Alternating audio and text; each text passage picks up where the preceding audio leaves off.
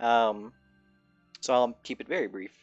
Last session, we went from deciding that Radis was incredibly important, so much so that it was the sole thing that the party wanted to do, to Radis is certainly not worth whatever the book is worth.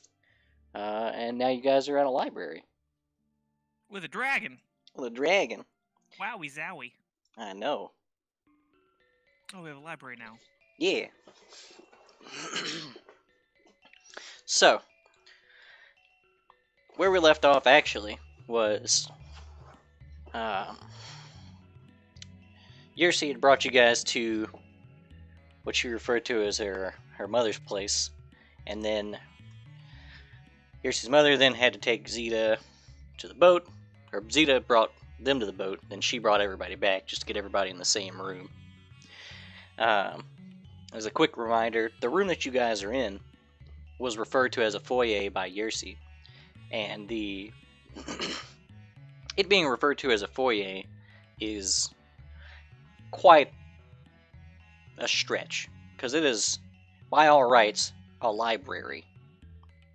And whenever the very large green dragon comes back, she calmly turns to the Monticellos, and she addresses them as well as Ebony, and says, "Pick out your favorite book, note exactly where it is, read the book, put it back." And then she begins to walk through the large double doors. These double doors, by the way, they've got to be at least 30 feet tall, carved out of some sort of redwood, very intricately. When she proceeds through, you see that the Monticellos, as well as Ebony, they all proceed very calmly towards the bookshelves and start perusing the books. And the giant dragon kind of beckons you guys as she enters the next room over. Dawn would like to inform the good dragon, the definitely not good dragon, that her house is beautiful. She says, "Well, thank you, dearie. Says, you guys fancy some refreshments?" And she, she leads you guys into the next room, it's made very apparent that this place was designed.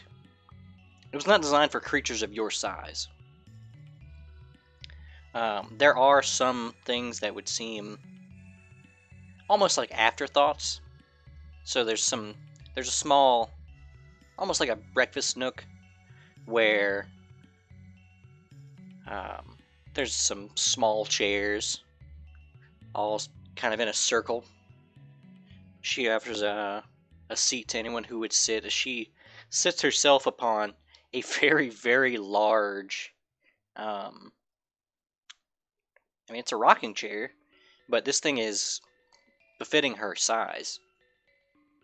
And there's actually a small tea set on a table in the middle of all the small chairs. That's adorable.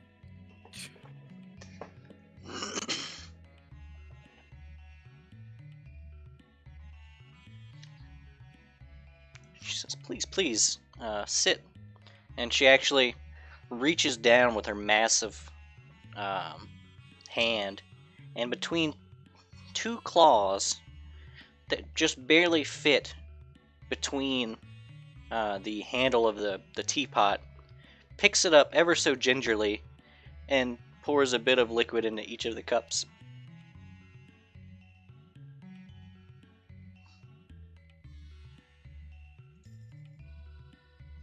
Okay, I'll sit down. Yeah, fuck it, I'll sit down. Sure. The chairs that you sit in are each unique. They're obviously not part of a set, but perhaps made by the same woodworker, mostly because they're incredibly intricate, much like the doors that lead you into this place. And this library is a couple of stories, you could say that, but it's actually much larger than that, considering it's 2 stories meant for a creature of this size. But the the walls are completely covered in shelves and shelves of books, and where there aren't shelves and shelves of books, in the middle of the area, there are different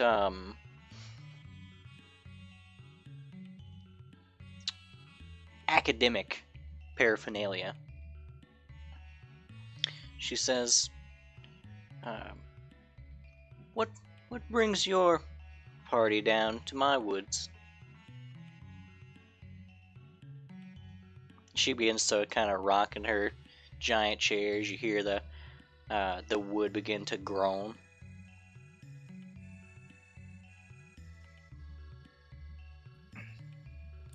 Zeta or Francis, you guys want to take this one, or am I doing this? What are we doing here? How are we doing this? Well, there is the matter of the book, Right, yeah, the book. and the matter of the whole off. Nasty matter, that one. One we'd like taken care of, personally. Listen it. I'd like taken care of. I won't speak for them. Oh no, definitely. We should take care of him. He's kind of an asshole. The biggest asshole. She kind of I'm of the opinion that we should leave, but if we're gonna be here, we might as well take care of him. Look what he did to the beautiful city of Westground. It is really unfortunate. she's just rocking softly as you guys talk amongst yourselves, and when she gets a moment, she leans in and says, "So you have my father's book?" Yes, We know. We think. if it's one and the same. It's more than likely the same. It's probably the book. Honestly, I really hope it is, because I'd really rather you have it than him. Don't really know why he wants it, but, you know. Why does he? Why would anybody want it, aside from sentimental value? Well, I assume he wants to use it against me as leverage.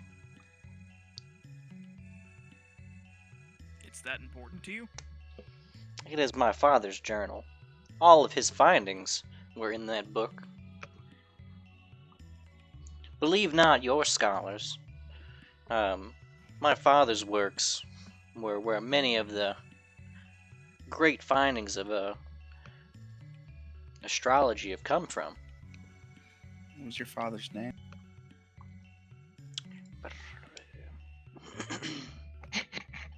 Hold up. I have it. I just...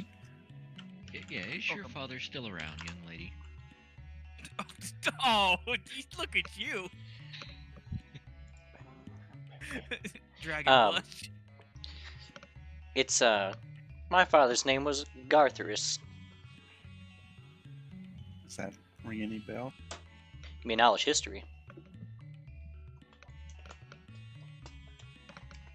Well, let me put it this way. What's your bonus to knowledge history? Yeah, it's right there. 10. No. You had a chance, Well. but no. How It did doesn't the ring any Thrunes bells. come to be in hold of your grandfather's journal? She says, "My father was a noble man. He was much more trusting of your kind. When the Thrunes rose to power in this land, they sought disciples to learn with my father, understudies. And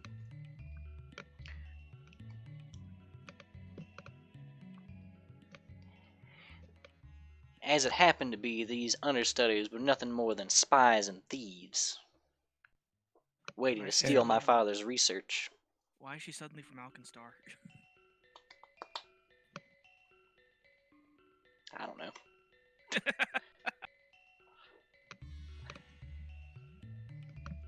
Mistake number one, trusting Thrunes. No offense, Sable. Is Sable here with us? Yeah, I'd imagine so. She I could take would everybody on the boat. Present Thrunes not included. Yeah, present Thrunes not included, He of says- course. Please don't behead me. She's only recently a throne, your dragoness. She says, oh, well, that won't matter. Look, anyway, I'm gonna preferably abscond myself as well as my kin from this place. If you don't mind me asking, forgive my impertinence, but are green dragons usually scholars like yourself and your grandfather? I mean, your father? Oh, we're of the best scholars. Does that mean that Yersi is also a scholar? Well, of course, she's young and has much to learn, but with time, she'll make discoveries of her own. I take it that after your interactions with the Thrones, you don't really have much love for our people anymore. Of course not. That's why when Holav approached me with a plan to obliterate the Thrones, of course I took that opportunity to help in whatever way I could. And If you don't mind me asking... Oh, sorry. it was also an opportunity, of course, to hire some capable insurgents to repossess what is rightfully mine in the chaos. If you don't mind me asking, what exactly is Holov's master plan here? I assume he would have let you in on the details. As far as I know, he plans on completely eradicating Cheliags. That is a lot more extreme than I initially thought. Yeah, that's definitely. Wait. What do you mean? The full eradication of an entire country? Sucks Its to be lands and all? Cheliax. It was hard to assess whether he meant the people of Cheliax, the government of Cheliax, but did not matter to me, because either one would be in line enough with my own goals. Well, for what it's worth, my ideal objective would be to reform the Tharuns, but I don't see that happening. What I'd really like to happen is for everyone to at least just get along. Leave each other alone at the very least. But the more I talk about these things, and the more I get the opinions of other people, the more I start to see that maybe people don't want to get along. It's probably the case. There's not a lot of vested interest in getting along. But the more pressing matter on my mind is this book of mine. Oh, of course. So, if it's all the same to you, I would rather like the book. I believe we'd be more than happy to give it to you, but I have to know, do you plan to continue working with Holov after this? Oh no. I plan to leave Holof to his own devices. My primary objective was to retrieve my father's belongings. I'm surely capable that whatever he inflicts upon the Thrones, as well as the rest of Cheliax, will be a consolation prize for me. So, I can assume that you would be unwilling to assist us in this matter. Oh, I hold no weight on this. This is a non-issue as far as I'm concerned. And I feel that convincing the people of the forest to assist you as well would be very difficult. How The difficult. people of Cheliax have never been very fond of the people of the forest. Even if they were to try to assist, I doubt they would cozy up to my forest people very well. Why do you believe that Holov is just gonna stop at Chiliax? Not beyond He's its already- borders. Aubrey's right. He's already done a lot of damage to Corvosa. It is of no concern to me. It's fair. I mean, after all, why would it be? Makes sense. I just want to study in peace.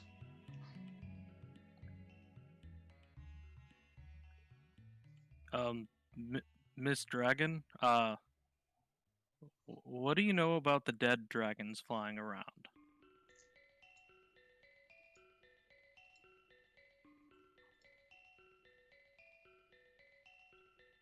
If you could elaborate. Well, when we were in Corvosa, there was a black mist that killed things and a bunch of zombies, and then there were dead dragons flying around, and one attacked us. I believe they were red dragons. Is that correct?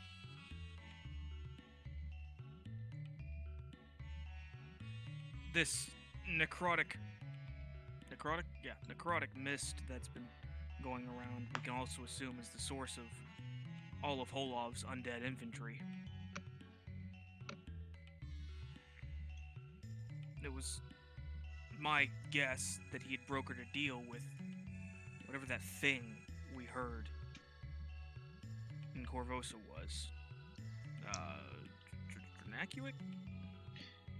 She kind of points a claw up to the second story, and you see as a single book dislodges itself from the shelf and slowly creeps over, and she just opens one palm as it lands in her hand, and it flips open.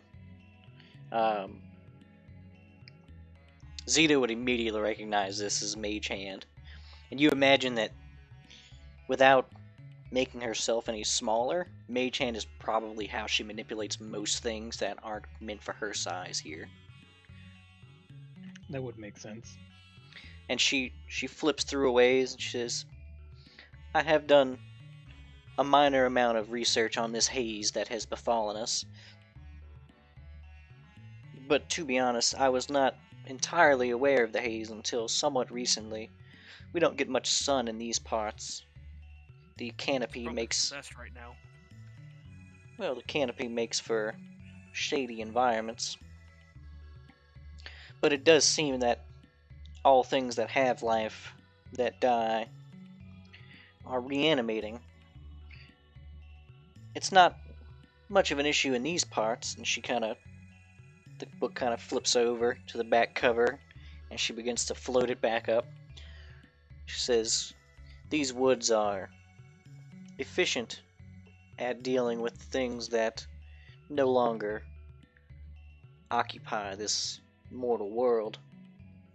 Things that are reborn are not reborn for very long. This haze is spreading, though. Eventually, it will reach around the world.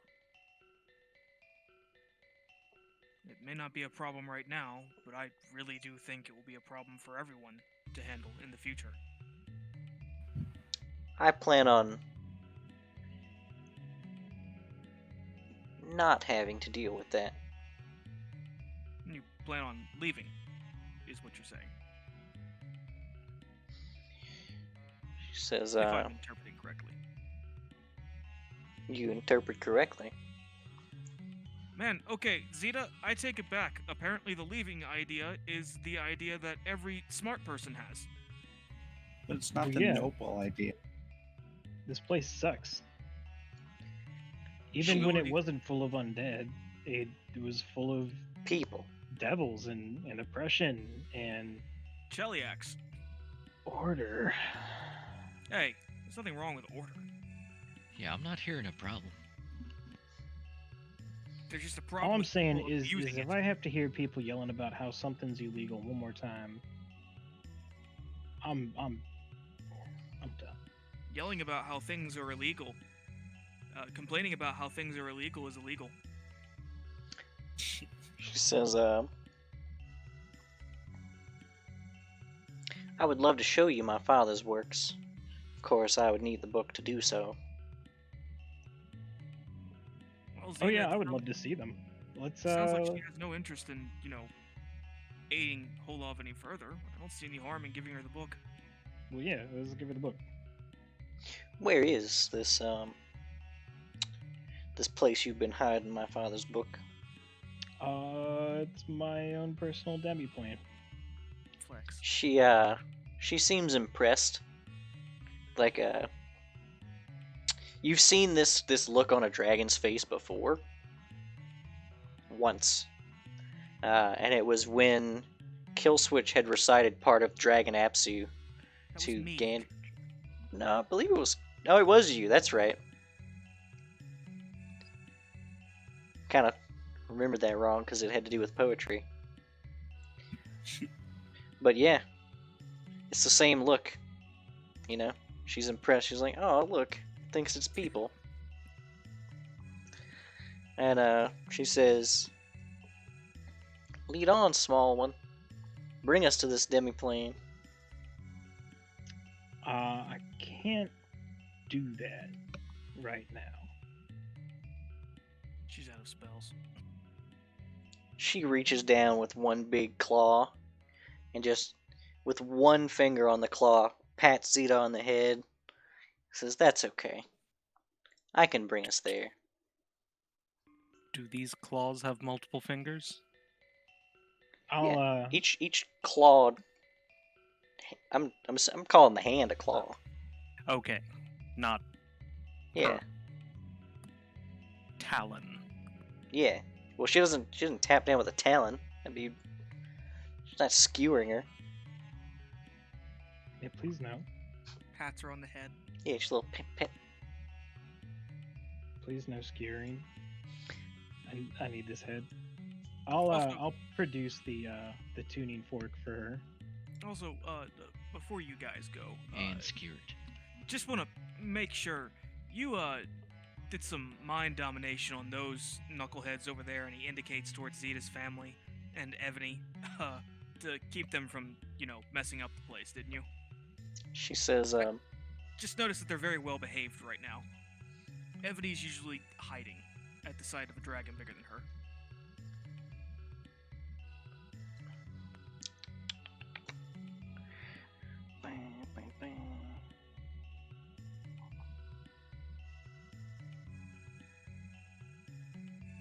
Great, you made him look up something. right? Got him. I mean, he's not angry about it. If that was the case, he's like, yeah, all right, that makes complete sense. Good work. But yeah, she says that, look around you. Everything in here has its place. It's very specific place. And I have a great deal of patience. But I have no patience for things being left out of place. Puts up his hands. Oh, no, I'm sorry. It Something- sounded like I was... Something told me that your compatriots may have disorganized my foyer.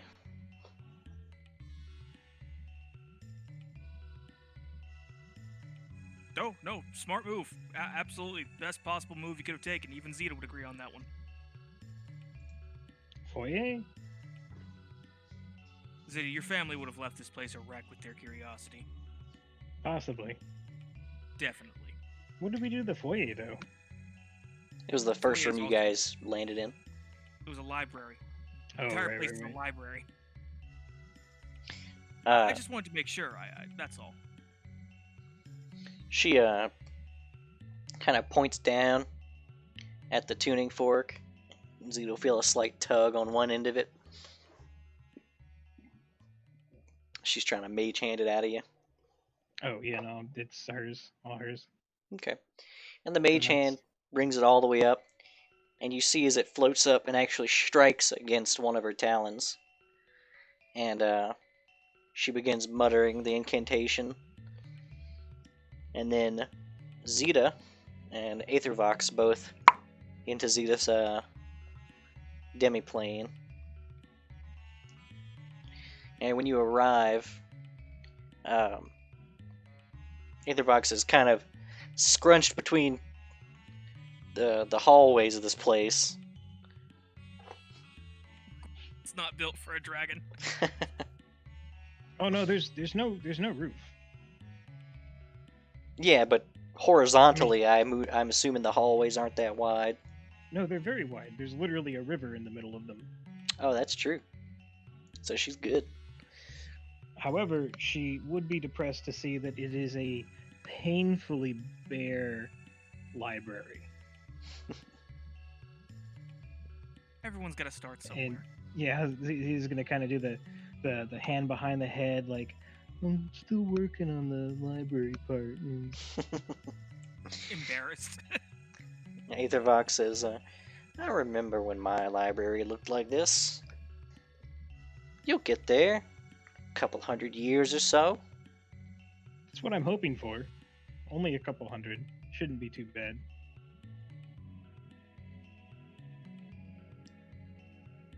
She kind of looks about, and you can tell she's trying to see where on these shelves you've placed her father's book. Oh, it's literally the only book on the shelf.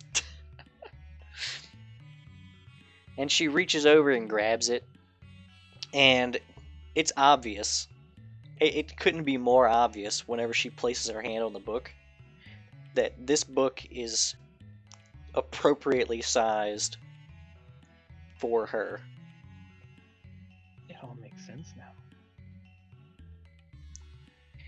All of our questions answered. She says, well, it's been a rather delightful experience. She kind of beckons you close and goes through the same incantation and pops you guys. Oh? Before they teleport back, Zeta's gonna kind of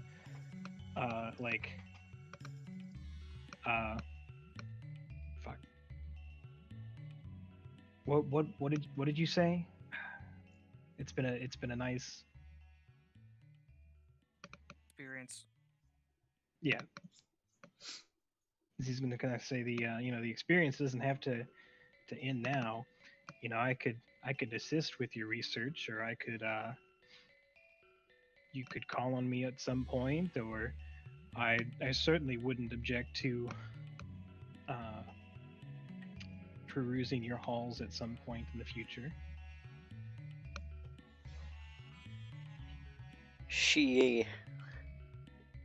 There's a lot of knowledge there that it's almost intimidating. She says, of course you can help. I'm sure we can find something for you to help with. Give me the way. Desna be praised. You can decide if you take it this way. But I can tell you, if anybody else hears this, they can definitely get the tone of like a child asking to help cook. Like she's gonna let you. That's nice, sweetie. Yeah, exactly. Like I'm gonna hit that sense motive. yeah, she's 5-year-old wants to help dad with work. Yeah, So exactly. Like a little bit like kindergarten math problems. And then she, pops you guys back into the her grand library and says,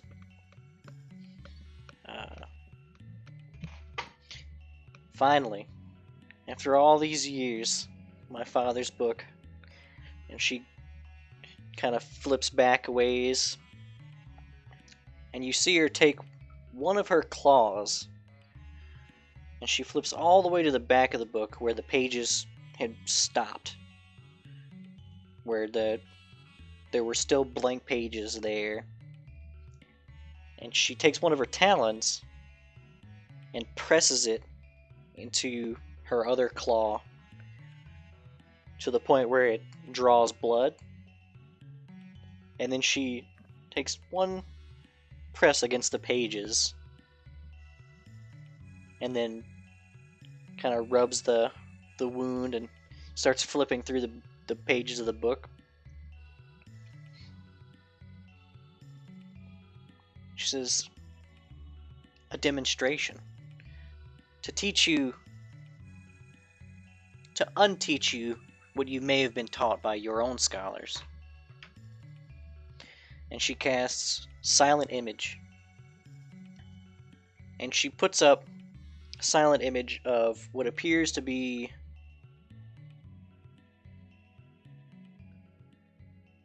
five shapes, basically. So there's one very large orb, and then three smaller orbs, no, four smaller orbs, and then one kind of oblong, almost speckled area. And she says, this... Does anyone recognize this? And Zeta, you recognize this. You've heard of this theory before. There are many theories as to what lies beyond the heavens, right? There's the cosmic wheel theory, which is probably the most common, but this theory has got to be the least common. This is like flat earther common.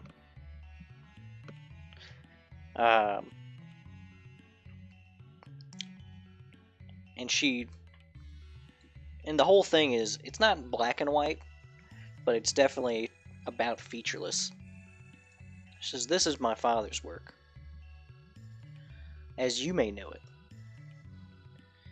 And then she, the image shifts a bit. Some of the orbs change their location, and texts appear over three of them, or four of them actually. The largest one being labeled as the sun, one nearest the middle of the whole diagram being labeled as Galarian, and then two more that get labeled as Triaxis and Aposte.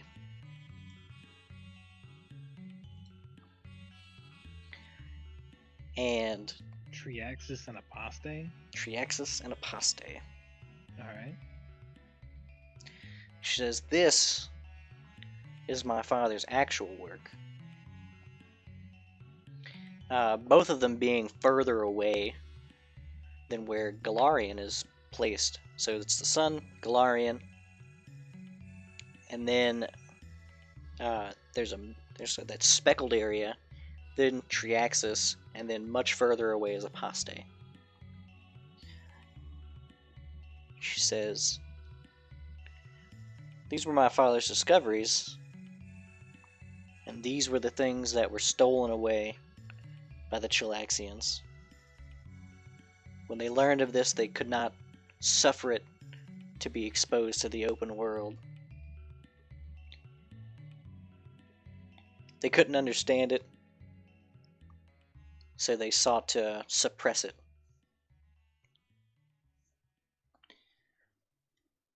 She says, now for my discoveries. Sue leans over to Leland and just kind of asks, "Are you getting any of this?"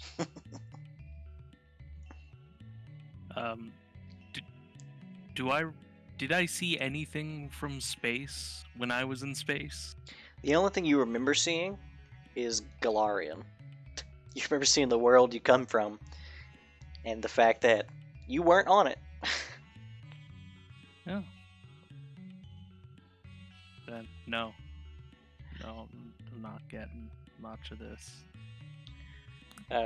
Two Well, more. just Go real ahead. quick out of character, like, you're implying that the Chilaxian government covered up the existence of other planets. Yes. How widespread of knowledge is the existence of other planets? It's regarded as the flat Earth theory is to us. So we're in a You might know. centric universe. Yeah, you might be in the case where you are aware of this theory, but you're also aware that the only people who believe this theory are crackpots. Yeah, First time Don's Zeta ever would hearing it. exclaim that like this is absolutely apocryphal. So you're saying that there are other planets out there aside from Galarian? She says, absolutely.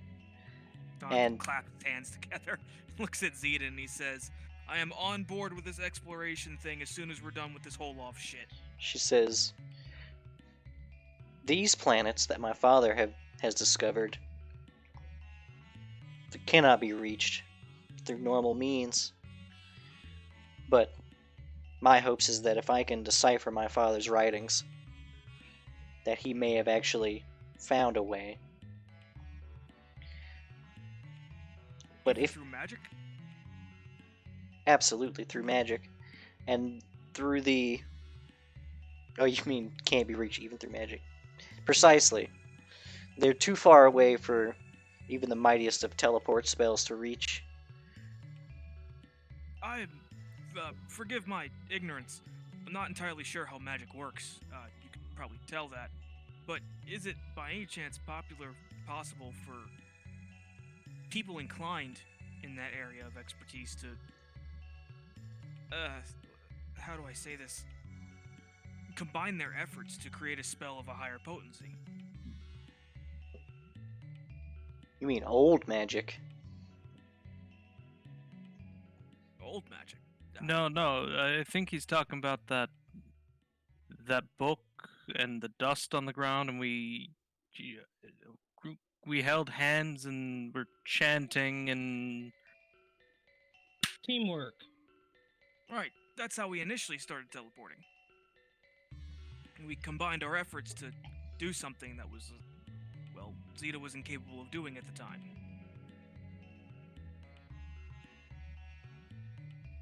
She has one of her talons resting on the side of her face. She says, what you are describing sounds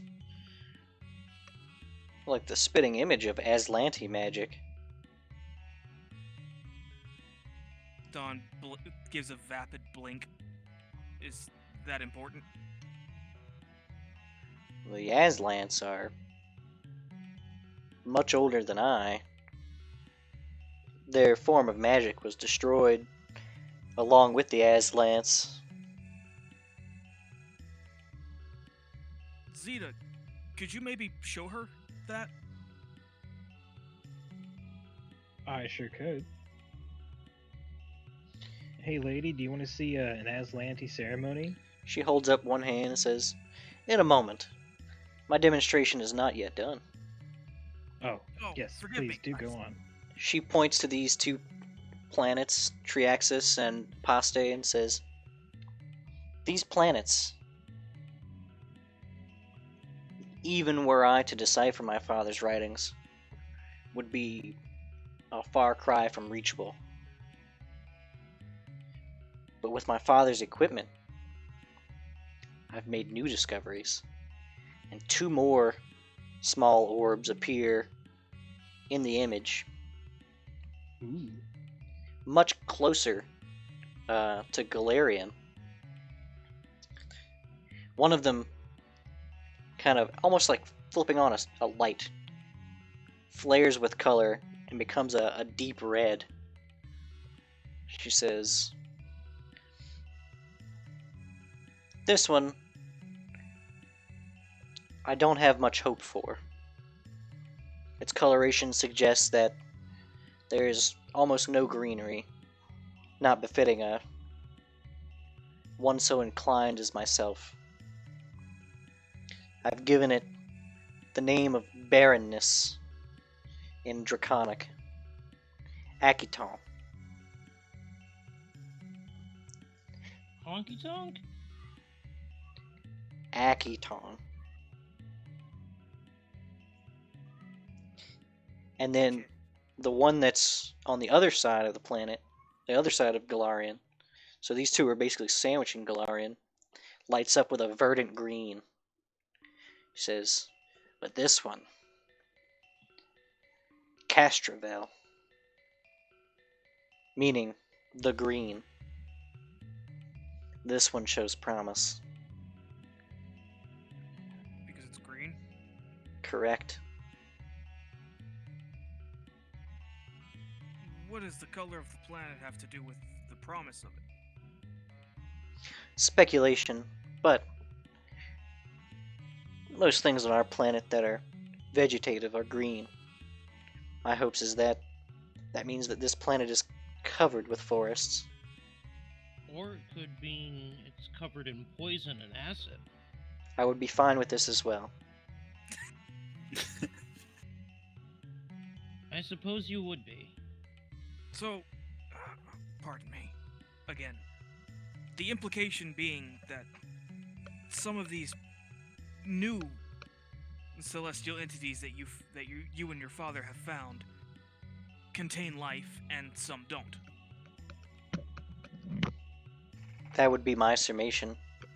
And then she takes the book and she plants it down, kind of in front of all of you, with the first page that was previously unwritten, now showing with deep red wording in a different handwriting than the rest of the book. She says, hopefully with the other end of the book revealed, with my father's accomplice, I can find a way to Castrovel. How do you intend to do that? When Can you you fly there? when you look at the book of the page of the book that was previously unwritten on, it's covered in like arcane sigils, magic theory, and there's a name that kind of pops up in a self-referential way that you feel is probably important. And it's just Sandor. What about a boat? What if we were to take a boat to Castrovel? She says, I'm afraid no rivers lead to Castrovel. Well, She no, needs not. a flying boat. Yeah, a flying boat. What if we had a boat that could fly off of Galarian? She says, I'm not aware of anything that can traverse the dark tapestry, and I would not want to be made aware of the things that do. Desna did it. But Zeta, it's really hard to breathe in space. Well, then we bring air. How?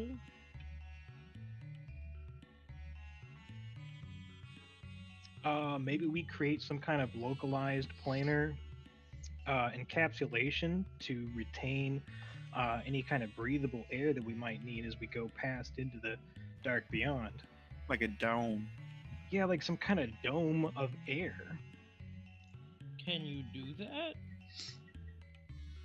I've done a great many things I didn't think I could do. I don't see why this would be any different. What's Sounds the shelf? What's the shelf life of air? Like, how long will it be good for? Mm. To I my don't- knowledge, air is good for good. I don't think that this is a Yeah. question that people of our intellect or style could handle. Kill switch. Sounds When you look up, just as a passing glance as you guys are having this discussion, Athervox, she seems like she's listening intently to this conversation you're having, but it seems like what Zeta's proposing, Athervox doesn't have the heart to tell her that's not gonna work. She has this, you could tell just by the look on her face. She knows it won't work. She's not gonna tell Zeta it won't work. I mean, it sounds to me like this would be a colossal undertaking of both the physical and the magical sciences. Oh no. If that were the Tour. case, Zeta, if you really wanted to do this, you'd have to swallow your pride and ask people who knew more. I mean, you'd have to ask Radis. What am I going to ask Radis? Well, I mean, you understand how things work from a magical aspect, in that, well, one of the conversations you guys had was that magic doesn't make sense, but some things have to make sense. And well, I don't really know how to explain this. I'm sorry. I'm not the I say we teleport to these other planets rather than sail for who knows how long across. We already said that's not gonna work, though. Well, what about this Aslanti stuff? That's true. What about the Aslanti stuff? Sable's got the right idea. I mean, that was one of the points I was trying to make earlier. Or if you wanted to go with the boat thing, I think maybe you'd have to ask someone like Radis for help on that. Or someone like him. A scientist. Wait. Oh, I'm a scientist. No, you're a wizard. Everyone's kind of a scientist. We all No, do I'm science I'm every definitely day. a scientist. I wouldn't put ist at the end of my job title if I wasn't. That's why the ist is there. It's an important part of being a scientist. But you're not a scientist of the sorry. Go. We've got. Remember the catapult, right? All right, let's put a What- let's What, put a what pin about on that idea. that? But with Radis's big gun. Ooh, what if I were to build a big gun that could shoot us into space? Into the dark tapestry. Shit, this idea actually has merit. What if we I were to could- build? No, I've got it. We're describing What if we rockets. we build this tall pillar, and at the base of the pillar we have fire that shoots out. That would never work. Yeah. Sable, please. Wait, Okay. Aubrey. We just need a bigger gun. What does Snip say about space? They are called squats. Well- magnets. He doesn't say much in general. Whenever he does say stuff, I get a headache. But I don't know. How does he feel about space, Leslie? How does he feel about space? You just gonna Yeah, like what's his- proposition to Snips how you feel about space? What's his general Well, this reaction whole towards the conversation great about beyond? Wait, what's the question, Aubrey? What's his general disposition feel like towards the conversation we're having? Towards the conversation, he's indifferent. You know what how's this he- entire conversation has taught me? That we are all explorers at heart. What about whenever she brings up the dark tapestry specifically? Does he peek up? Eh. He seems pretty content to just be in the beard right now. All right, you little lazy thing. Donna is gonna.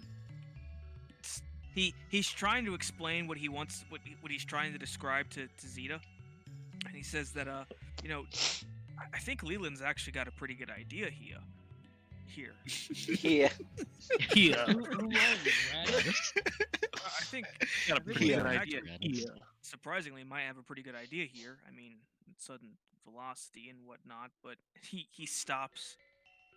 He kind of laughs, and he looks up at what's her name, the dragon, Athervox. Athervox. He says, "Ma'am, I have to thank you. It's been a long time since we talked about anything that's not the end of the world." It's not the end of the world here. Well, it's the end of our world. It's always the end of the world somewhere. And every day it feels like there's nothing we can do to stop it. But hearing You about know, this, it's kind of maybe- exciting. Maybe we should just stop trying about the whole Holov thing and the end of the world thing. You know, give up. I can't in good conscience do that. I mean, I can't really either, but I partly want to because everything we seem to do fails. Nothing fails. We It haven't fails really. pretty hard, Aubrey. No. Well, The only success we've had is getting this book. Well, I'd call that a pretty big success. We returned a family heirloom. Yeah, we successfully evaded tax for all of our lives. That's Most of it. a pretty big accomplishment. No, all now of that we it. know how the We tax got system off. works.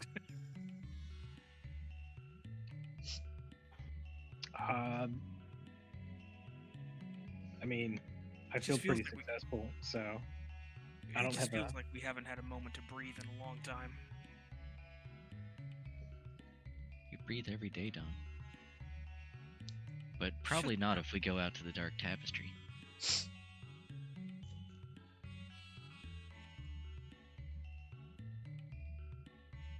How about this, guys? When all this is over, either we win or we, run with our tails between our legs because it's the only way we can survive. Maybe let's see about doing this. It sounds to me like these planets are kind of like different planes, but on our plane, if that makes sense. So they're That doesn't make sense at all. planets. Yeah, they're planets. Planelets. I like it. Plain it, Shit. because they're not entirely. You little flat. planelet. Aethervox is like, shit, that's good.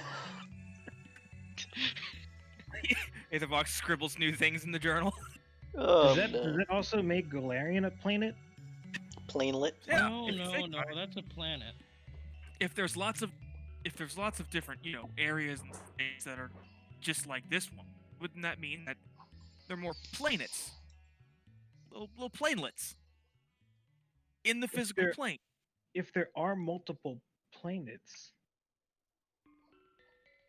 why would the sun revolve around Galarian? Perhaps it is Galarian that revolves around the sun. No, That- that's That's ridiculous. Whoa. Okay, I put up with some heresy in this party. Yeah, look at me. Look at Just me stand walking out. around at 10,000 miles an Even Leland laughed. Aftervox actually animates the silent image so that the stuff starts rotating around the sun. It does look more comfortable. That makes a lot more sense. Meanwhile, Killswitch is like, we gotta steal that book, hide this. Shit. This Wait. ruins everything. So this all means that Galarian isn't the center of the universe. In that there is a universe. But how far does it go? Perhaps there are even more planets out there that even we can't reach, but we could see. Well, when I was in space, when I saw Randall, I guess, You get it? his You true went to form. space? Sure, it was a while back. We spoke about this. You were there. Not there in space, but there beside my physical. I tried. We are the Nonetheless. most interesting little humans to this dragon right now. Randall himself was the size of one of these planelets, and I saw nothing else around us. We must have been at least 300 miles At least. down the distance. This is great. Everybody comes out of here with +1 intelligence. Or -1 intelligence. You guys laughed, Hey. but there was a time when people didn't understand counting, so Okay, Killswitch. Hmm. It's like a vibration and the sound of a The sound of what? Rip Leslie. The sound of. And he's gone. Just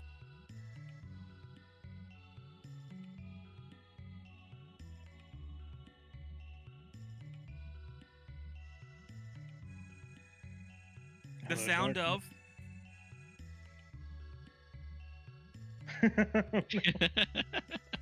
Haha, It's the cur-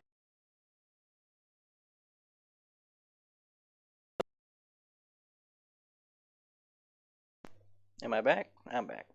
it, The sound of? we. It beep. Beep boop. Okay. But of course it killed my Stremo? audio. No, not the Stremo, but it did kill the other sounds. Hold on. Gotta reload so I can hear again. Oh. No, I just actually stopped the music? It might not have been set to loop. Oh, it No, absolutely been a was. long time. Don't stop the beat. Can't That ain't right. control my feet. Which one was that doing? Shit. Here it is. We It was from were Chrono Trigger. bewildering the dragon with all of our tales of nonsense. There we go. Yeah, so anyway, so you feel a vibration and then the sound of a bell coming from one of your pockets. Huh. Like someone like vigorously ringing a bell. I guess so. Excuse me, guys. I'll check it out. It's a small black card. Excuse me, I need to take this call. This what? Excuse me, I need to take this card. Pull out the card. It just reads summons, except question mark. Oh shit. I'm gonna look back to the heretics. Look back to the card. Except. Everybody else, you see kill switch vanish, which isn't uncommon. It happens a lot, actually. Thinking about it. So, I'm shall we okay with continue the conversation? So kill switch.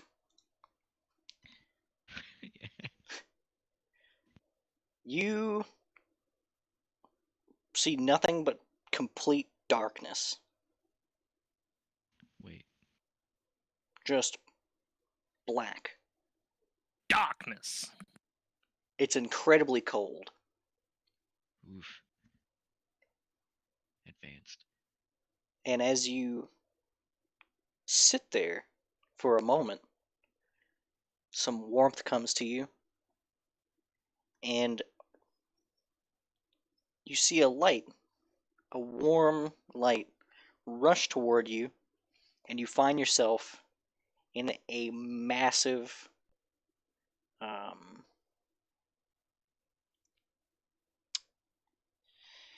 you're obviously in some sort of massive castle, and the architecture is very Gothic.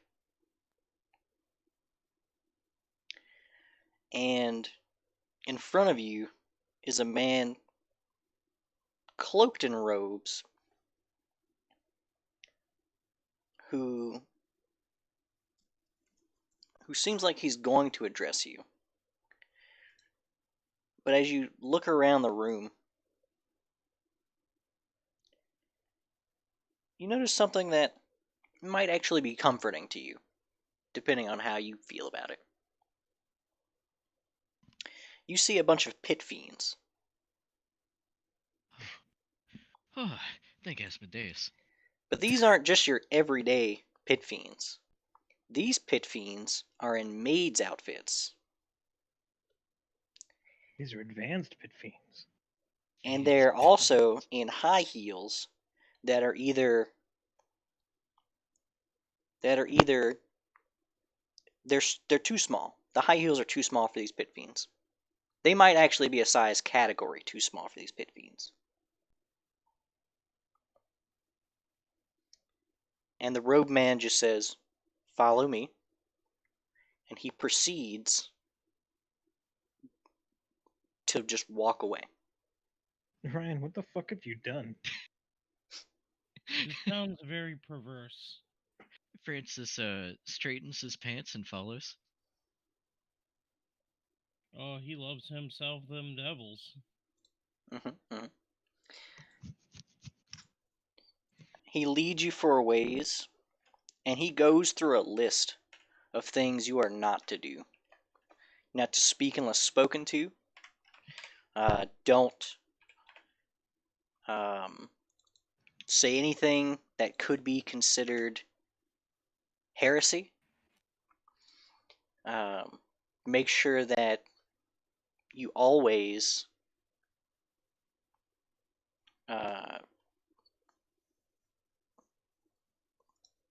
address.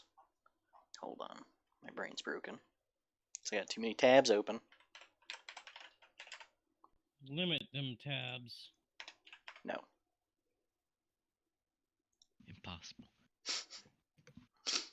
Always address the Archfiend by one of his titles,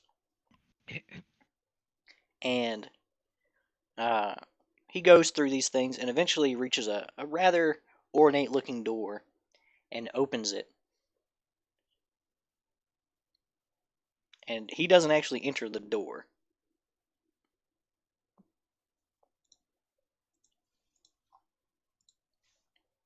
All right. What size door is this? It's it's a size enough for probably a large-sized creature could go through it, ducking its head, but it's not. It's not like the dragon's house where she has like 40-foot doors. Okay. All right. Just getting an idea of scale. Hmm. All right. He looks like he wants me to go in. Mm-hmm. All right. I'll go in. So you walk through, and your eyes adjust to the light change a little bit. There's a red carpet that leads all the way across the room. The floors are some sort of like dark granite that seems like it's been placed in here block by block. Perfect squares. There's not a crack in it.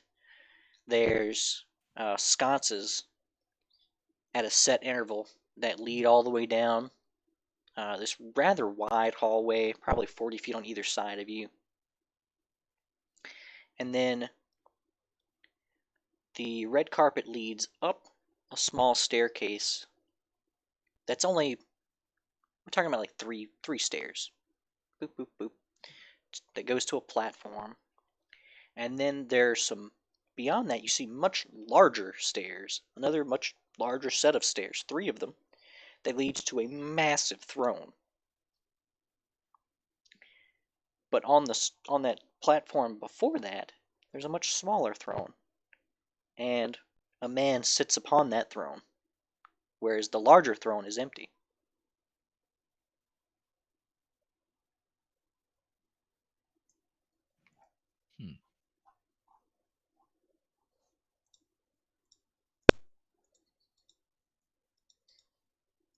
All right. And he's the only one in the room. Yep. Okay. Now whenever you say man, Hmm. like human. I mean, humanoid figure is probably the better way to say it. Because you can't make out any good features from here. You're probably a good 80 feet away. It's not terribly well lit in here. All right. I'll approach.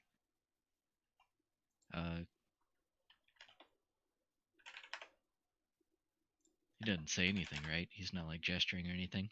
Nope. It Okay, seems yeah. like he may just be observing you currently. All right. I'll approach. You can definitely feel the gaze upon you.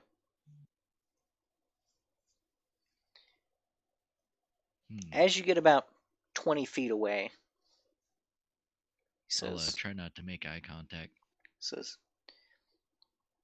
Kill switch Francis Carlos. I've heard much of you.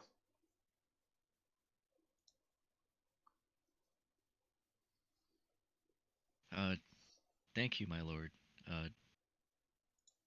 To whom am I speaking? He So kind that of I might properly address you. gingerly addresses himself, kind of points with almost his whole hand, all fingers on his left hand, pointing at himself, almost confused at the question. Me? I'm the first. God Fiend. Lord of the Pit. Master of Witches. Prince of Darkness. I'm Asmodeus.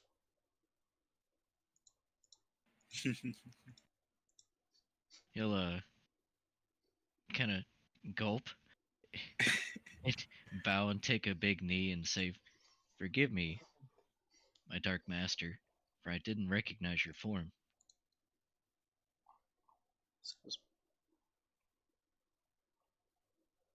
I thought that this would be more befitting. The large throne is nice, but it does make it feel claustrophobic in here.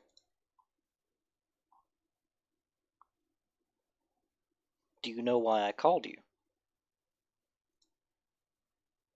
I do not.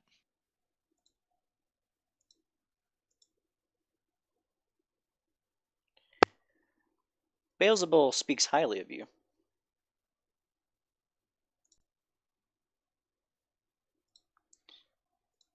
He says that you've done much in the way of strengthening the Hells.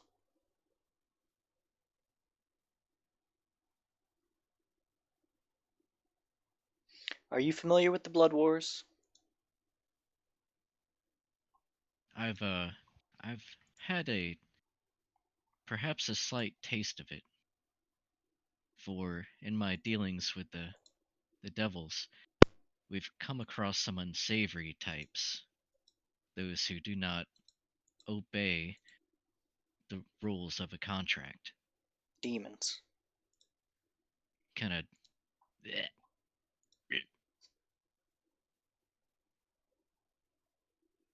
Devil kind and demon kind have been at war since time immemorial. We've been gaining ground since the beginning.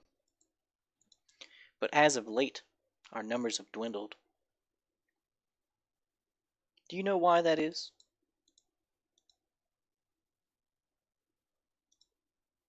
Is it because of the demons?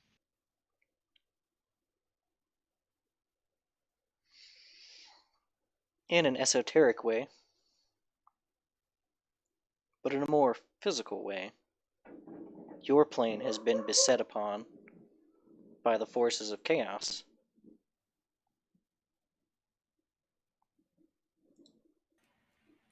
Yes, I do not know what all you may have seen, but the great nation of Chiliax, where we once prided ourselves on working with your kind, has fallen into complete disarray, I'm and aware. are unfortunately the only ones I know so far who have tried to help. Kind of groans a bit. They do not seem to have some of the same motives as as uh as what I planned for. They do not plan to spread your great word.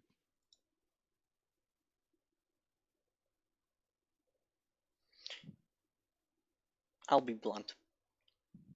Dranacuic must be dealt with.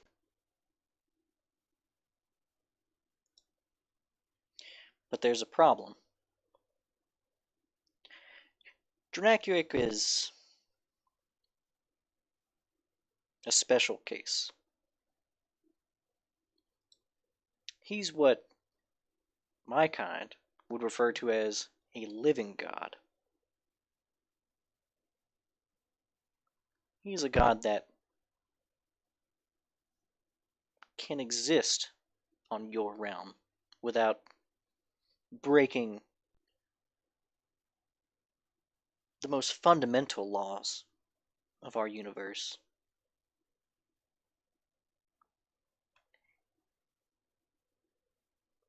So he cannot be killed, but it can be contained. I know not who released this creature, but I know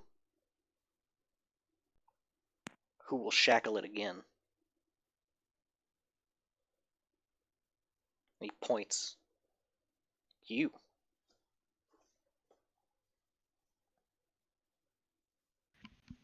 Francis bows down even further, says it would be an honor. Whatever I must do.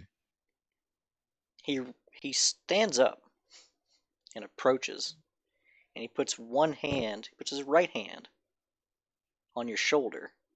Then he puts his left hand on the crown of your head.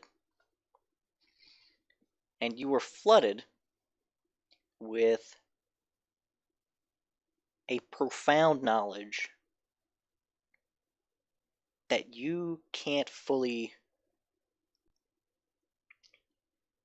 you can understand, you can delve into some of the knowledge that he's exerted into you, but you know that there's more to it.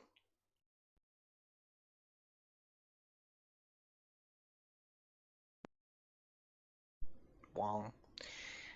He when he releases you, you kind of scour through this newfound knowledge you have, and what you know you have to do is, first of all, you're going to have to basically beat this thing into submission, because you're going to have to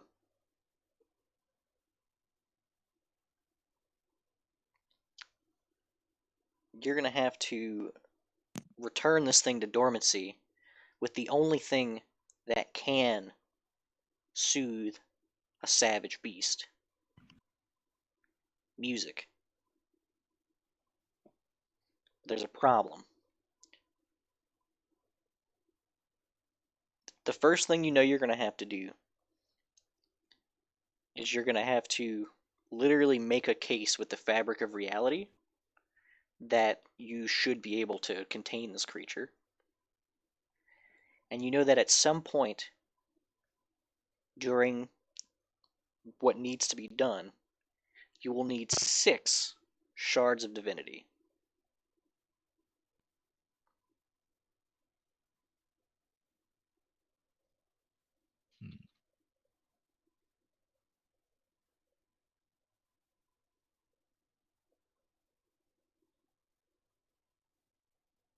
He says, the knowledge I've gifted you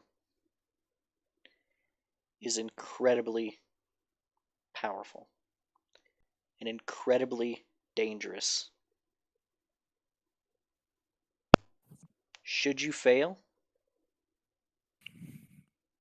He ponders. Just don't fail.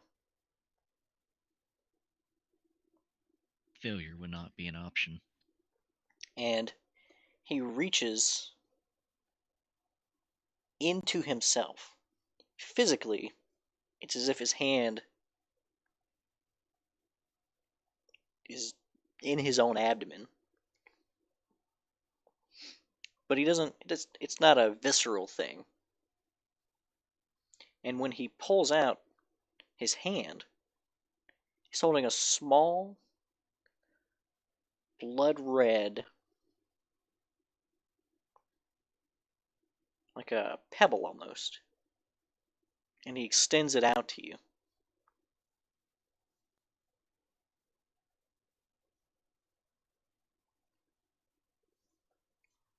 I'll observe it to start with. He says, this is a shard of divinity.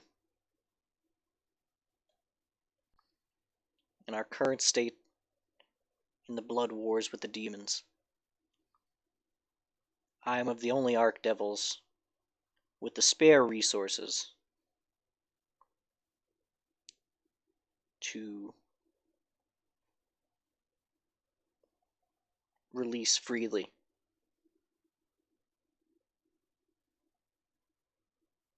After all, I don't consider it a loss. This particular shard of divinity was freed up whenever it was released the first time. After all, who do you think's been keeping that beast captive since now?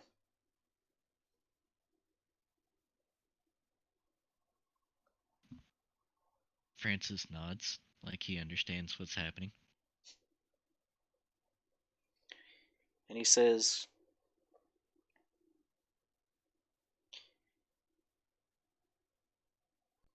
you'll need to be able to play the notes.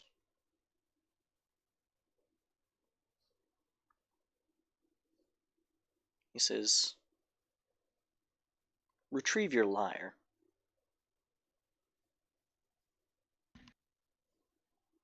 He'll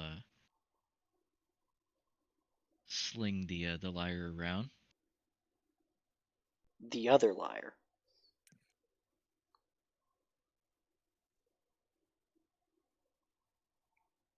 Where's my page?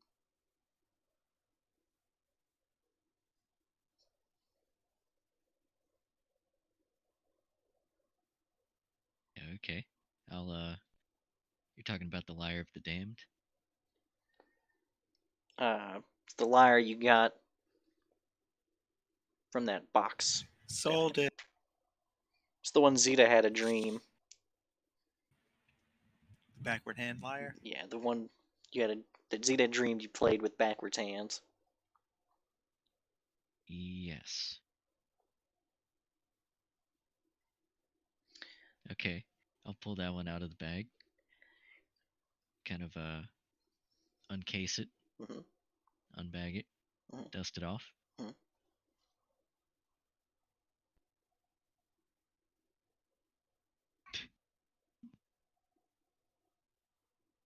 He just kind of looks at you expectantly. I'll kind of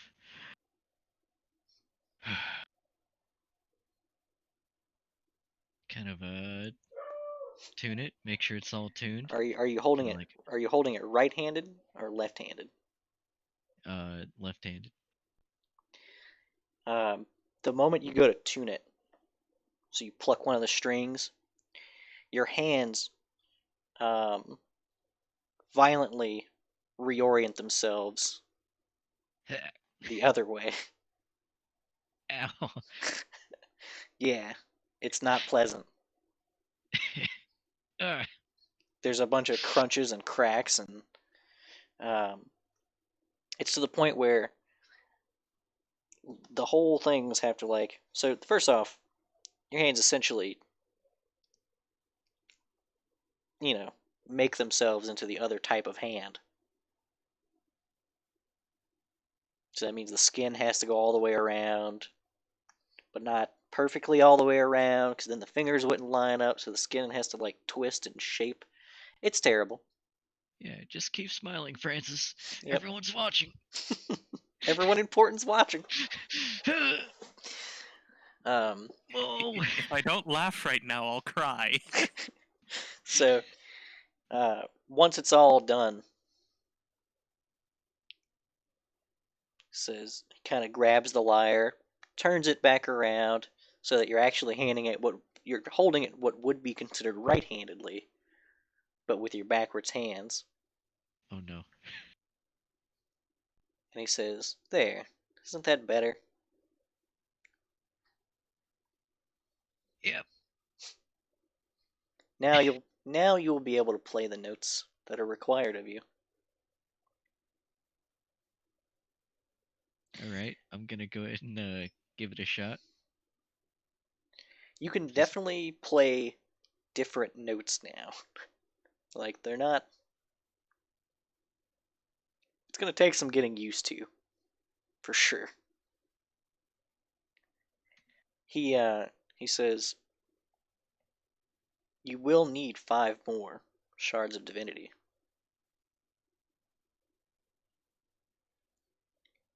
And He nods.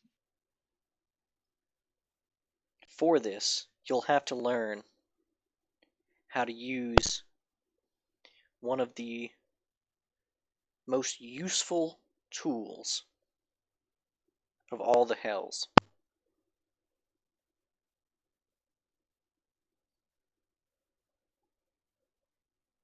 Do you know what that Do you know what the most useful tools of all the hells is? No, my dark lord. The goodly deities.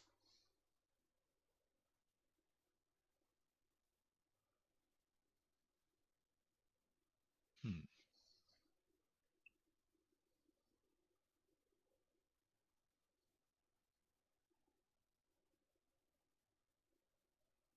He says, "Now go." And as soon as he says the word "go," it's like those like child harnesses with the like leash thing that hooks onto the back. Imagine you hooked a child up to like a It's like the Doctor Strange scene when he just gets pulled through the dimensions. yeah, it's like that. You get yanked back through the dimensions, and you just you get ripped through the cold and the dark, and then through the warmer areas, and you just pop. You're back in the library. Now, here's a question. Did Francis's hands, did his body's hands go backwards, or does he have to do that again?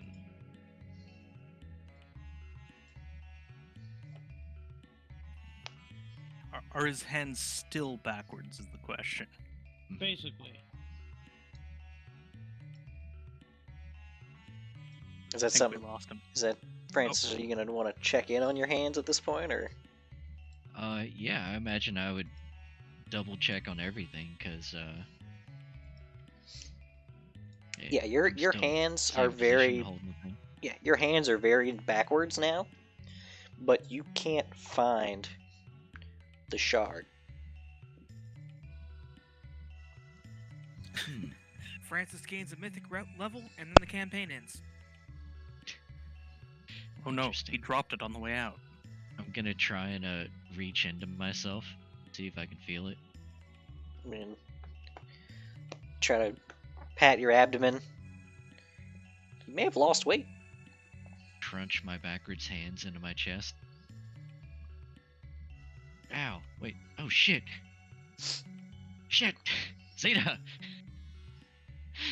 And Athervox Zeta! is saying, "No, I promise you that the planets revolve around the sun, and the moon does revolve around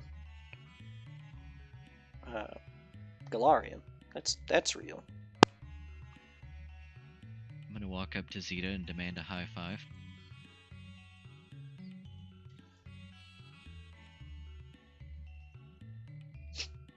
Is El dead? Albert. Oh, I will immediately high five this man. You high five the back of my hand. And But I didn't proceed to turn my follow hand. up the high five with like, I do a couple other like secret handshake techniques, but like you don't quite catch on to them because you're trying to show me the hand and not actually do a high five. Oh no, I'll roll with it, but Oh, hell yeah, it'll then probably you're- be awkward because my hand's backwards. So I'll Yeah, it gets miss. really awkward. So like, I don't actually notice the backwards hands until we're doing like that thing where like you slap the head, you put your hands together and you slap them against each other, and it's just kind of like, holy shit, your hands are like the dream. Yeah, thanks, Zeta, Ew. for putting that into the universe. But it turns out it might save the universe. I can do the thing now. Francis, just your figured it hands out. Are disgusting. I You just can play figured the, it you can out. Play the It's a lyre new backwards. technique. Yeah. Show us, please. And Frank's gonna whip out the lyre, the backwards lyre. And yeah, begin playing. Be like, check it out, Zeta. It's I can get farther. it's kind of haunting because he's trying to figure out how to play the same songs he's used to playing, but everything's so flipped around now that the tones are just a little bit off, but they're all off by the same amount. Like he's half an octave off. This is amazing, but it's a little out of tune. We're working on it, Zeta. It's a new technique. Yeah, you might need some practice. It's got promise, right? Wait, what did you do? What did you touch? What does this dragon have that turns hands backwards? Oh yeah, right. Yeah. So And how is this not the forefront of like your library exhibit? Zeta, my head kind of hurts, but I've taken in a lot of information today. I might have to get back to you on this one, but I think I got a solution. I don't know First about time, these huh? planets. Well, no, you broke my chariot the other day, remember? It took me like 5 tries. But I think it finally kicked in, Aubrey. Told you just had to push past the wall and just, I guess in your case, click accept. I just had to, pop a couple of things in the wrist and finally took hold.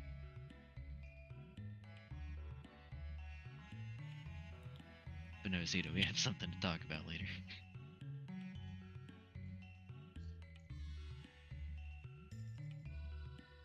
Got it. Later. Right. Not in front of the Igbe Agandre. In the Ain't It play? Yeah.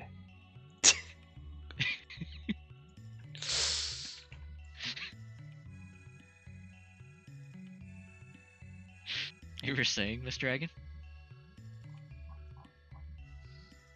She says, if you just wanted your hands turned backwards, I could have helped. No, I'm fine. Once was enough.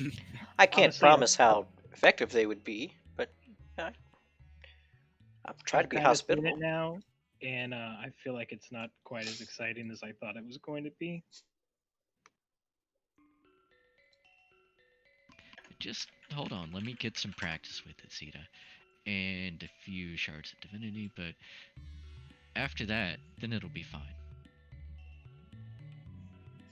We're just not gonna ask. Probably best not to.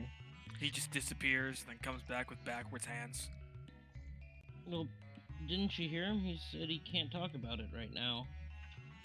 Actually, I've got a question. Mhm. Miss Dragon, are there demons on these other planets? Fuck. She says, cannot attest to the life that maybe. I can't even. I don't know. Is the best answer I have for you. I'm sorry. Are there demons in the dark tapestry? There's bad space demons. Every time you say the word demons, Don's eye reflexively twitches.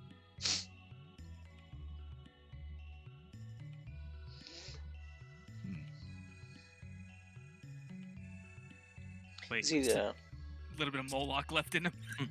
so if his hands are backwards, is that gonna affect the hand-holdy, singy, magic-y bit? It's gonna make it a lot more creepy. Well, the bugs do that.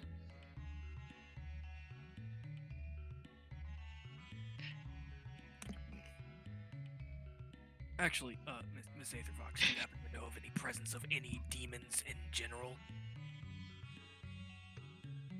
Yeah, we'll happily go kill them. Kill the demons! Kill all the demons!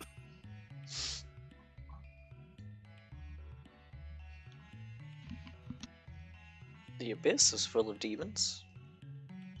Don almost slams his fist onto the table and then stops and says, right, then I know where I'm going once this is all over. And as much as we love killing demons, seeing that you're such a wise creature, you wouldn't happen to know anything of a shard of divinity. Whoa, Francis, you looking to take on godhood next? Me? No, I'm just trying to help.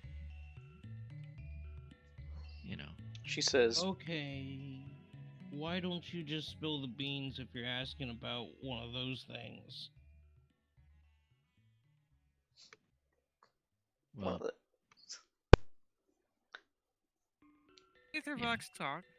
okay. She says, perhaps there's a breakdown in definitions?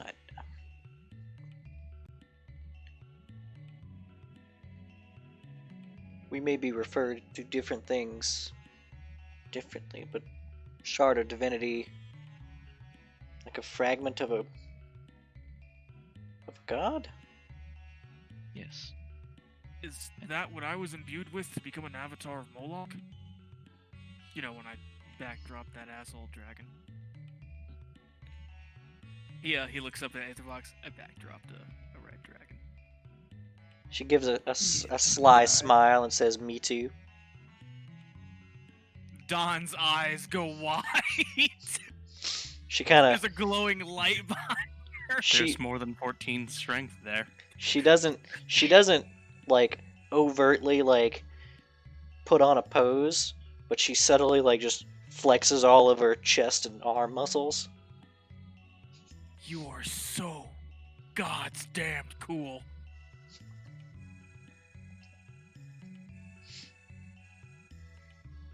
She backdropped the Me too. What was the name of the one I backdropped? Gal- Oh my god. Not- Yeah, not- yeah. not- Galatrax. Galatraxis. You might know him. He was an asshole. Oh, I know him. He's deaf, right?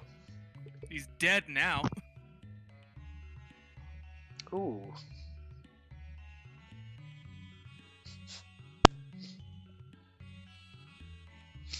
He wasn't a friend, was he? Oh gods, I hope he wasn't a friend. She kind of scoffs and says, "I don't think red dragons have friends." Okay, that's what I thought. He was too much of a dick to have friends. But yeah, I had a piece of Moloch in me when I did that, so is that what you're talking about, Francis? That sounds about right. Is that how you did it? Well, I made a deal, and then all of a sudden, I was Moloch incarnate. So I can only imagine that's what happened. Sounds like that's what a shard of divinity is, a piece of a god. You still got that rattling around inside of you? Don shrugs, says, I don't know. Francis gonna try and stick his backwards hand. Maybe Through that's his why I chest? was Maybe that's why I was brought back to life in the first place. Tink. Tink. I don't know, Don. Probably not. You'd think I'd feel something like that, or at least, be able to access it. Need to get in that boy's soul. Yeah, but I think we're gonna have to pay the troll toll first, Dobry. I imagine if I did have something in that like that in me, it was lost whenever I got brought back. Francis, why are you looking for shards of divinity? So I may have just had a religious experience right there. Oh, this ought to be good. Or evil. Really evil. Yeah, now you're getting Hey, it. Donovan, give me a quick perception check. Perception, you say? Mm-hmm. I can do that. I do like perception. I put levels in perception.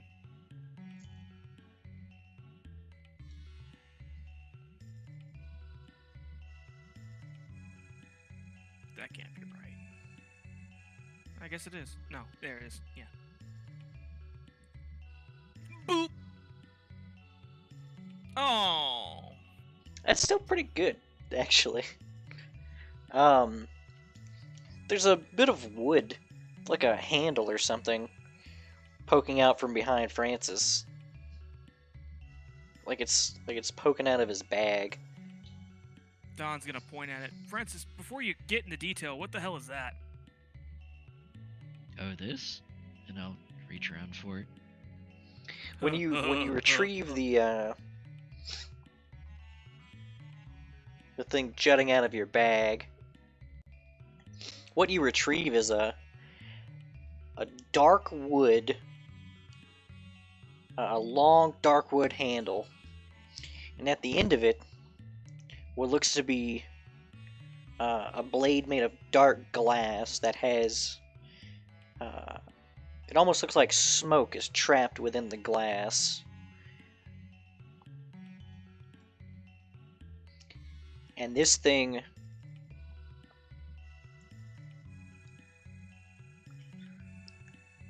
it feels powerful.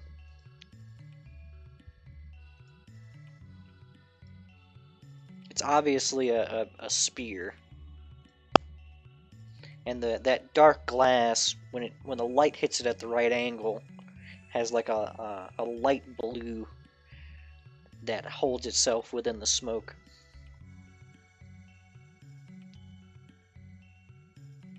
Give me a knowledge religion, Is that it? Anyone? Francis. Oh no. I think now's the time to burn that lore master. Okay, for the nat 20 That's on it. good. Nat, take a 20. Okay, Oh, that's gonna be beautiful. Francis. There's a early story of Asmodeus. The story of when Asmodeus kills his brother Isker. The spear in which he killed his brother with, Asmodeus cast down and never used again, because it was the first time that free will had caused Asmodeus so much pain that he lost his brother. You think that this blade on this spear may be a piece of the original spear?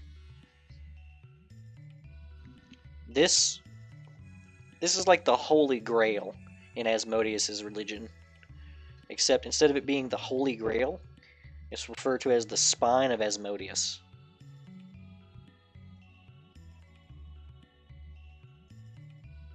Yeah, Francis is gonna. So I'm about to Go hit you with a ham. wall of text in, I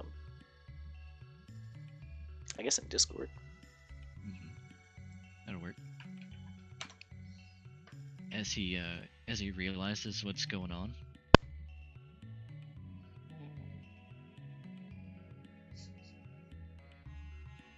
And he'll look to Don. So before you Flex on do me. anything with it, I'd recommend reading part of the thing, specifically the part about touching the spear. All the negative stuff.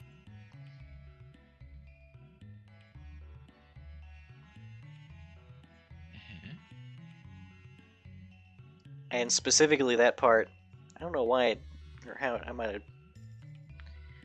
I didn't get it right, but the basically if your alignment doesn't match, if your alignment matches, that part is ignored. But if if it doesn't match, that part's important. I ain't touching that shit. Yeah, okay. Am I lawful evil?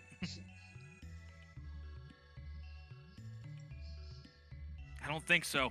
I think that boy's neutral, guys.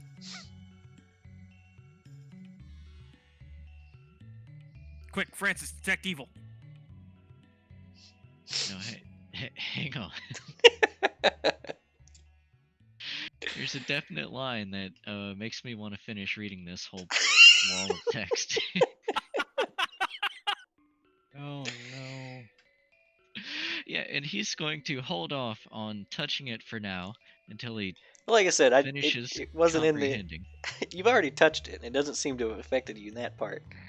But Okay.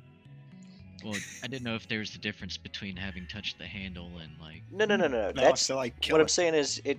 I don't know how it got omitted in that copy pasta, but the that part of it is for anything that's not the correct alignment. Okay, I got you. Yeah. All right. Well, good. Yeah. He'll hold it out and say, got an upgrade. And he'll affix the Banner of Ancient Kings to it. She got there, Cussificy. Just think it fits the banner a bit more. Also, I think I have a plan to So- take down Dranacuic. So it gets worse than this. Or do you still have your lyre out by chance? Yeah, it's just kind of slung on me.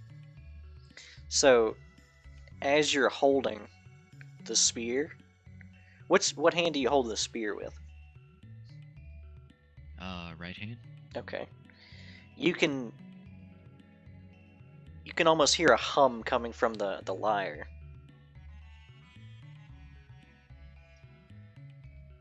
Kind of hold it closer to the lyre. Doesn't seem to hum anymore. But then you kind of hold the lyre closer to the spear, and by putting your hand on the neck of it, the hum kind of increases. You hold a chord, and with no physical contact, the chord plays.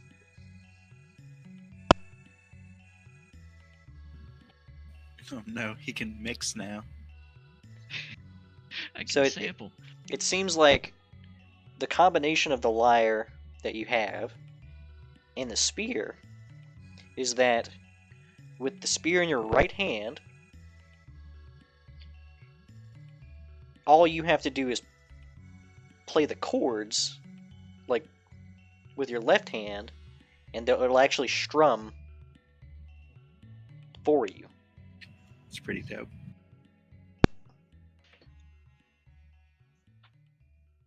Francis is gonna look to Zeta and say, "Are you not impressed now?" I'm so impressed. The hands are still creepy, but I'm so impressed. See, Zeta, it's all because of you. And you, Don. Make sure to tell us to not touch that thing. What did I do? How did Oh, I yeah. do this? How is this my fault at all? That is a good idea. If I do fall, by the way, guys, don't pick up the flag.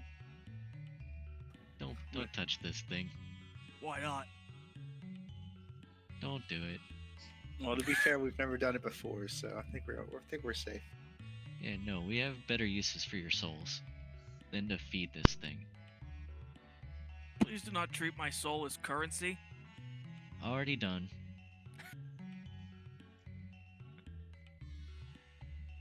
Zeta, can I get a perception check?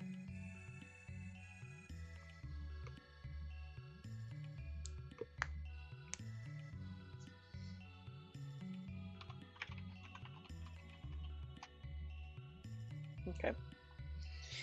So while all this is going on, Aethervox is kind of doubling back on a previous point about asking basically for assistance with the help against Holoff. And she says, basically along the lines of, the people of my woods, they are akin to the Fae. They don't mesh well with the Chilaxians. If my Tabongos were to uproot themselves, make their way all the way to the capital, scale the walls, they would be met by Chelish fire. Even if you could convince the Redcaps to charge headlong into your zombie hordes, the zombie hordes don't bleed red typically, so the Redcaps would lose interest and perhaps turn and start attacking things that do bleed red. They are fickle in that way. As all of this is going on, though, Zeta, you kind of you taking a good glance at this place, and out one of the windows, for a moment, you see you.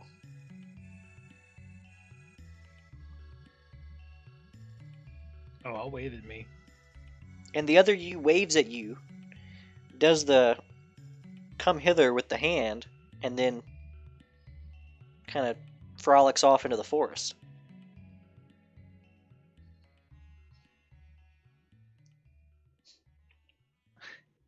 I'll start walking over towards the other me. Just gonna dip on Aethervox.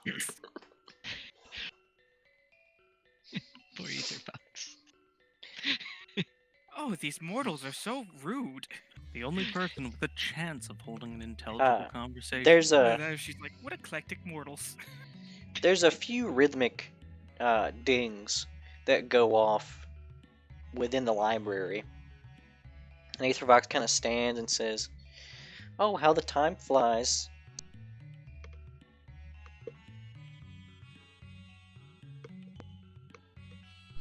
God, I hate my headset sometimes. She says, "Oh, how the time flies. It's time for the regiment." Regiment. What time is it? Honey. 4 p.m. And she Radis, no. she kind of stands and excuses herself, but says, "You're welcome to attend if you would like." And she leads herself out of a side door that actually leads into sort of a, it's not a basement, it's like a half basement area. And when the doors open and you look inside, Donovan, you recognize this immediately. This is a gym. What? Don is gonna follow her, and as soon as he enters, his eyes gonna go wide again. Nothing in here is appropriately sized for you. How do I join in on this?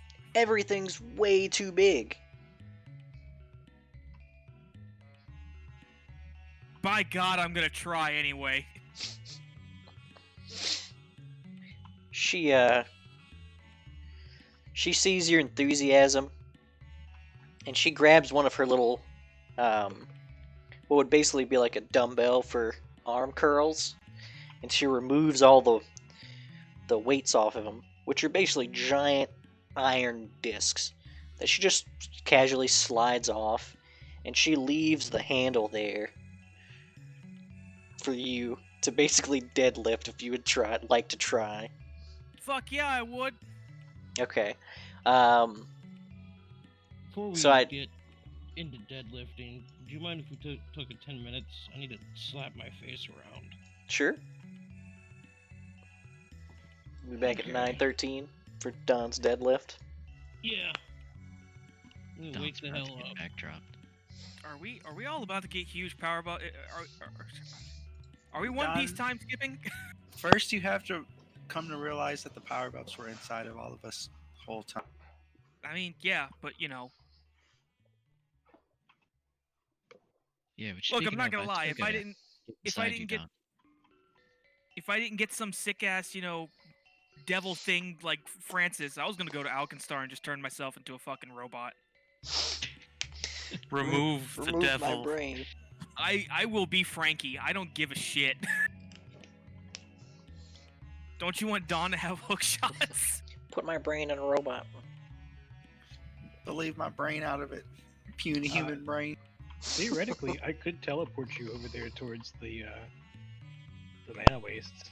Towards when the we- mana waste. That's a good This use is of when words. we should all, separate and go get our individual power buffs and then reunite in 2 years. And gaze I've- upon the burning rubble that was the world. I'm afraid We that did it! Vita's gonna, We lose saved all the city! Concept of what a year is by that point. Hey. Till you spend a year falling through the dark tapestry. Wasn't it more than a Talk to year? me. It was longer Who than could that. say? yeah. Few days, few years, who knows? Who knows? What is time? What is self? Yeah. It Oh, could have isn't been it time yesteryear. to go on yeah. another trip like that? It was I a- guarantee you, she just has some extra magic mushrooms that Aubrey could partake of. It was just months and months of ego death. Oh.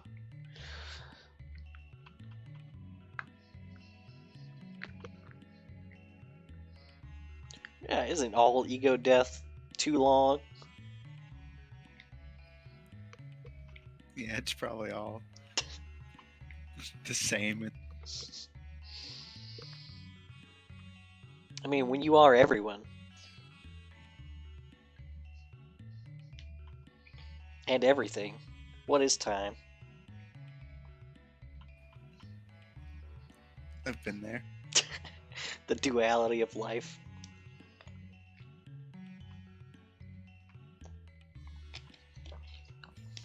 You really don't notice how much time is just like one big ocean until you've got a bunch of shrimp. You can distort it pretty well. So It's all very malleable. I finally gave Killswitch something to stab with. He's still not gonna use it. I don't know. I Not don't if you know. can avoid it. I might poke something. Speaking of, I need to finish consuming this wall of text. Oh, okay. He hasn't read it all. Yeah, I had to stand up and handle this screaming cat. Because he does that.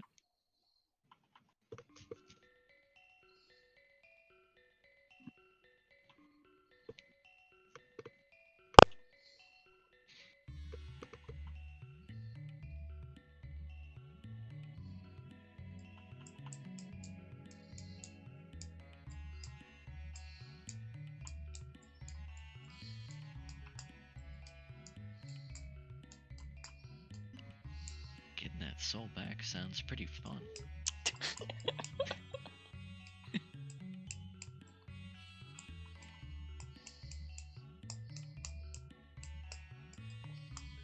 I will never be as jacked as this dragon.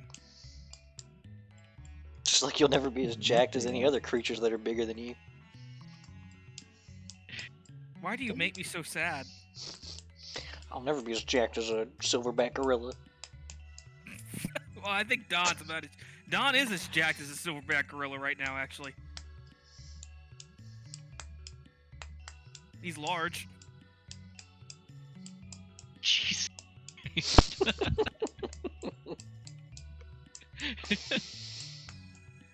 When Holy I shit, grow up, it's a I fucking want to be a PTSD forklift. spear. Yeah, it's really bad. It just gives you PTSD.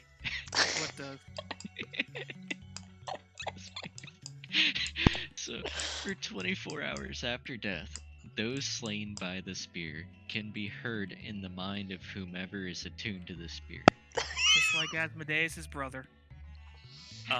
Which I looked it up out of curiosity, and I got Nothing. this.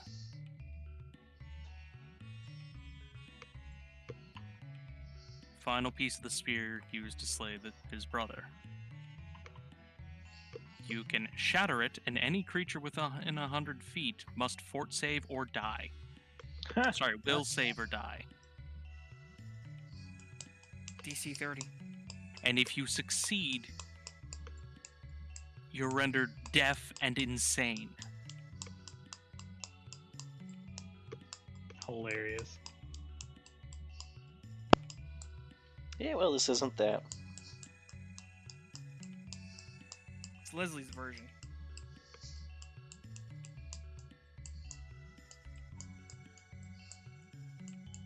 I mean, technically anybody in the party could use the spear.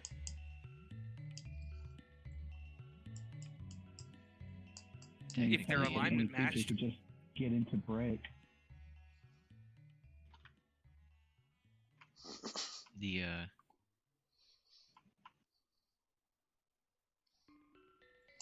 think Leland's only attuned to swords. Out of curiosity, what is my alignment right now? Who knows? Grab the spear, you'll find out. Find out what it is or isn't for sure.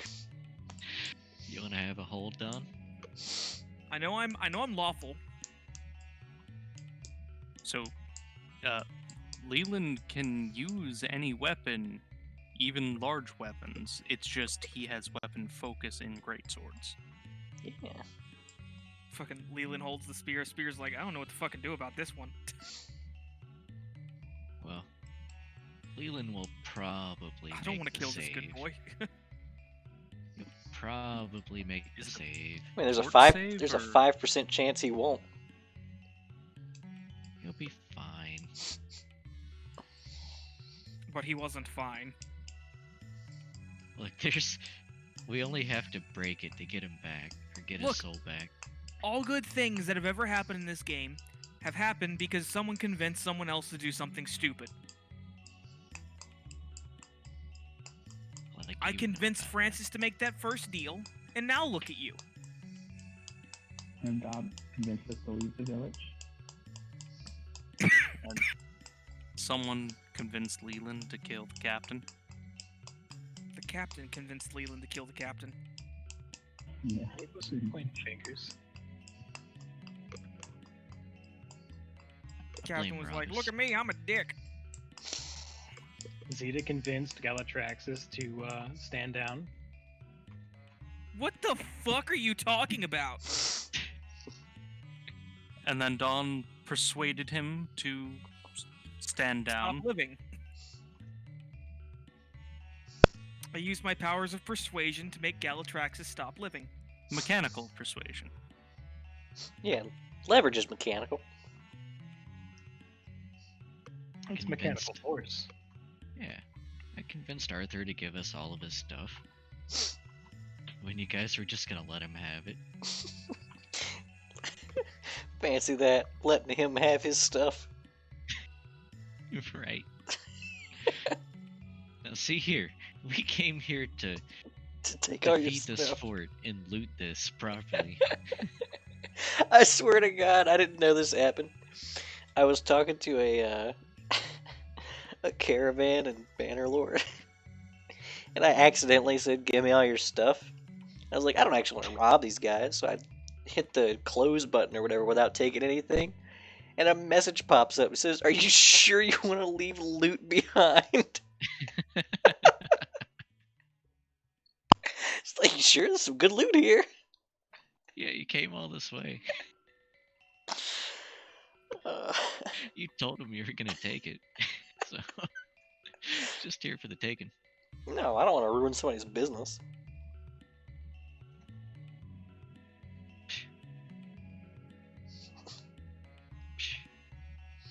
Did you know that in the game files they have a bunch of assets, right? And one of them is, it looks like it's just avatars, you know, just little square avatars. Mhm. One of them is the old butter Oh yeah. icon. Yep. I know they have Butterlord memes in there. Oh yeah, it's so good. Did you ever make Paula Dean? Hadn't made it yet. I started getting into modding and then realized how much of a mess the modding scene is for it right now. Yeah, they don't have real mod Like- tools. Have you looked at the game files? No. It's a nightmare. There's a separate folder for each mode. That makes sense.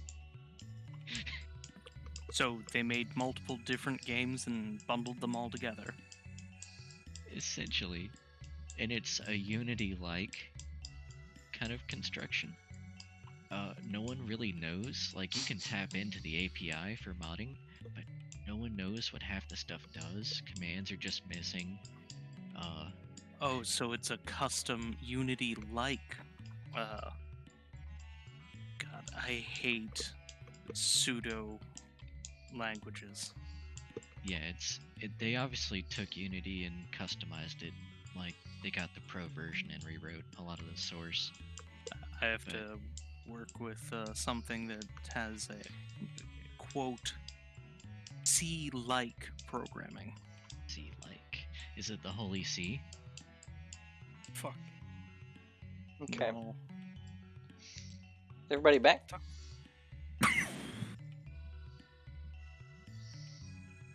Lights? No. I'm here. Feeling for that. Okay. I'm gonna say good Fine. enough.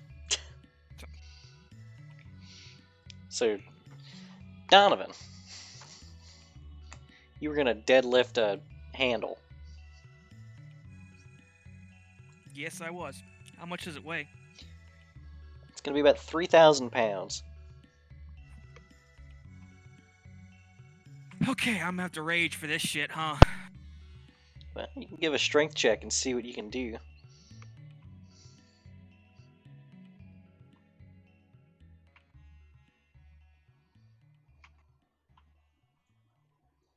Mm. Ability scores checks are dumb. Yeah, well, you know, it is They're what always it gonna is. be lower than like other things. Yeah, of course. He says as he posts a +9. Right. It's pretty low. They It's- represent way more effort. Well, it's below average, and your overhead is like 2,000 and something. So you bring it up to your knees, and you bring it up to your waist, and you just drop it. You can't do the full clean and jerk. One more, Donovan. Just give it. Oh wait. And Aubrey will pass you a small 4-leaf clover.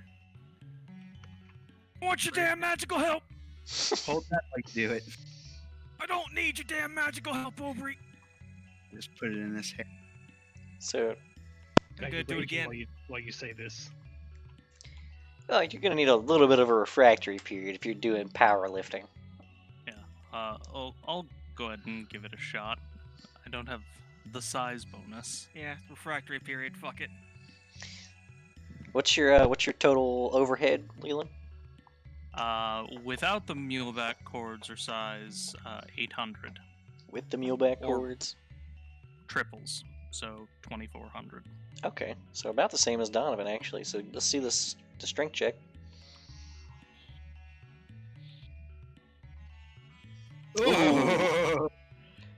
Fuck you. Should I confirm it? I mean, with superior form, Leland rolls up. You're used to handling things that are not meant for your size anyway, and that seems to give you a massive edge in this, because you get a grip on it, bring it up to your knees, bring it up to your waist, up to the shoulders, and all the way up. You hold it, and then drop, and it just slams to the ground. And there's a little golf clap from over where Aethervox is as she lays back on her bench press. And there's a bar similar to what you guys are dealing with, but much, much longer. And at the end of it, 2 cylinders of giant iron discs. And she just starts pumping out the reps. Anyone who's in the room can see Dylan's pride visibly shatter and just cease to exist. Zeta, you're not in that room. You're following yourself through the forest. That's right. Perfect. So the other Sable's Zeta... Following Zeta. Okay. Zeta, the other Zeta, turns to you, and she has her hands out as if she's ready to hold your hands.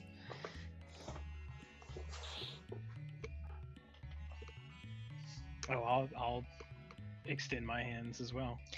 Sable, you see both Zetas disappear. Sable sighs, goes back to the room, looks to see if anybody's in the library, and just yells out, Zeta just disappeared with herself! Again? And goes to peruse the library for any books about ghosts. Strength score goes burr.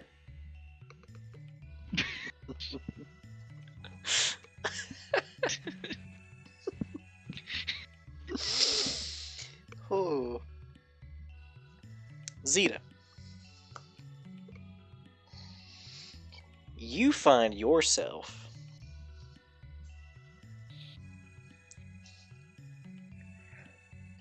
in a small grove. It's dark,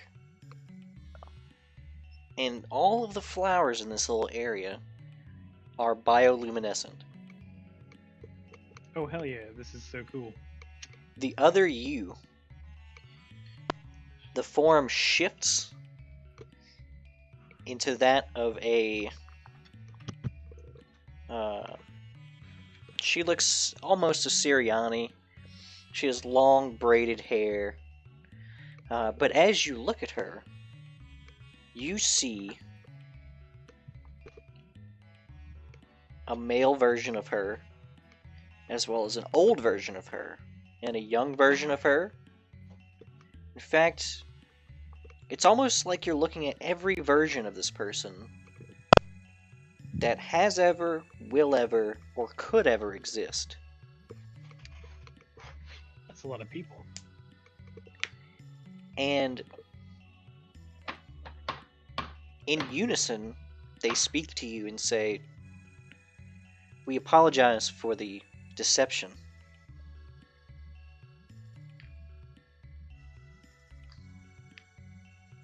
No apologies are needed. And I'm going to address. Is it one figure that I see all of them at the same time, or are they like? Yeah, it's is it one. like a refracted image? It's like, If I look at them you from know the how side, like I can see into infinity. no, it's not like that. It's more like the It's Chica, thing. isn't it? It's the thing you're looking at is. It's like you're seeing two different things, right? So imagine your actual eyes are seeing this one person in front of you, but in your mind's eye, you're seeing essentially like the avatar state. It's like the holographs that change the image slightly when we Yeah. look at. Like you can see the infinite versions that extend from this being. Right. And I'll tell them again that there's no need for apologies. That I came here on my own free will. They explain that they are known as Sheikah the Many.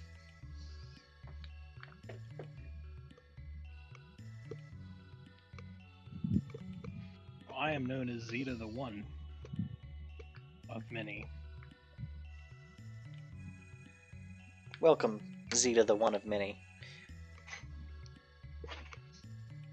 As you I'm may sorry, know, can I take that back? I don't know what was happening there. There's a lot of pressure, and there's a lot of you. But no, Zeta Monticello. welcome, Zeta Monticello. It pains us to inform you that your timeline is in danger. That sounds about right. It is our duty to guide your timeline to the best possible timeline.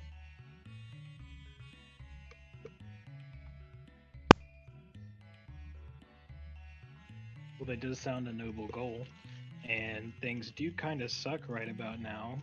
So, what did you have in mind? I mean, we have like this real evil dude, old guy. He was pretending to be.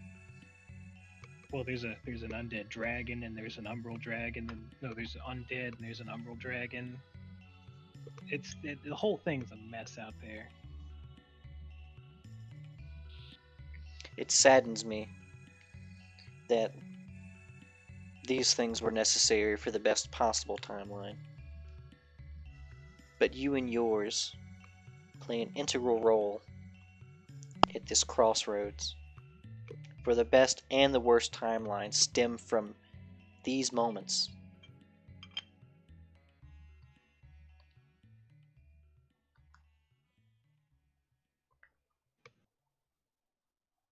These moments,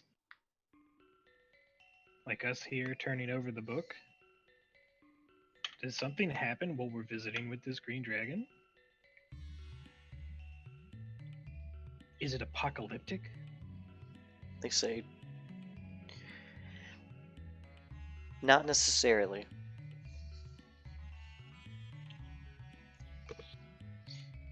Say, the threat of the worst timeline hinges on whether or not you and yours are able to seal Drenacua.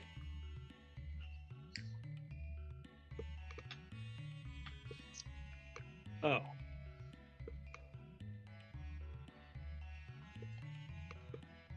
Okay, sure, yes. Let's do it. Let's seal Drenacua back up again. How do we do it? I am not omnipotent, nor am I omnipresent. I exist only here, but through all time. I know what I must do in the best timeline. These gifts I give to you are twofold. The first is that I will let you know that the state of magic will soon go through a massive change. As it has in the past, so it shall be again. These changes are like seasons, never going backwards, always going forwards.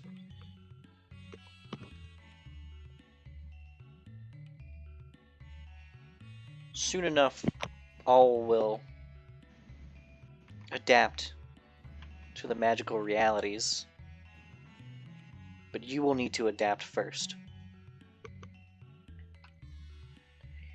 And then she extends her arms outward in almost a meditative state, looks up to the skies, and closes her eyes.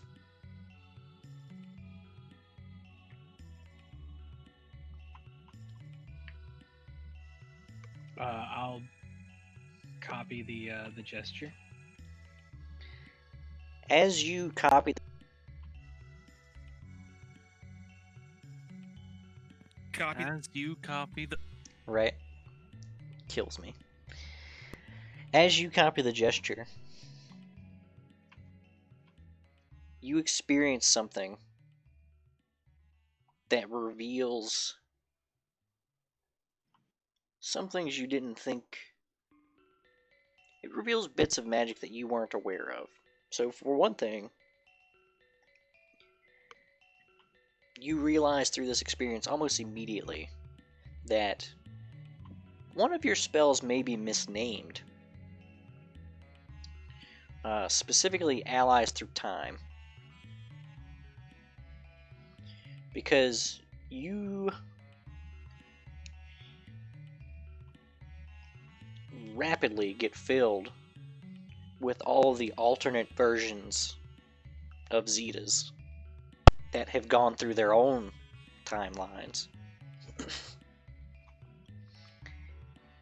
And some of them you vaguely recognize as your allies through time. There's Pirate Zeta, right? There's Minor Zeta.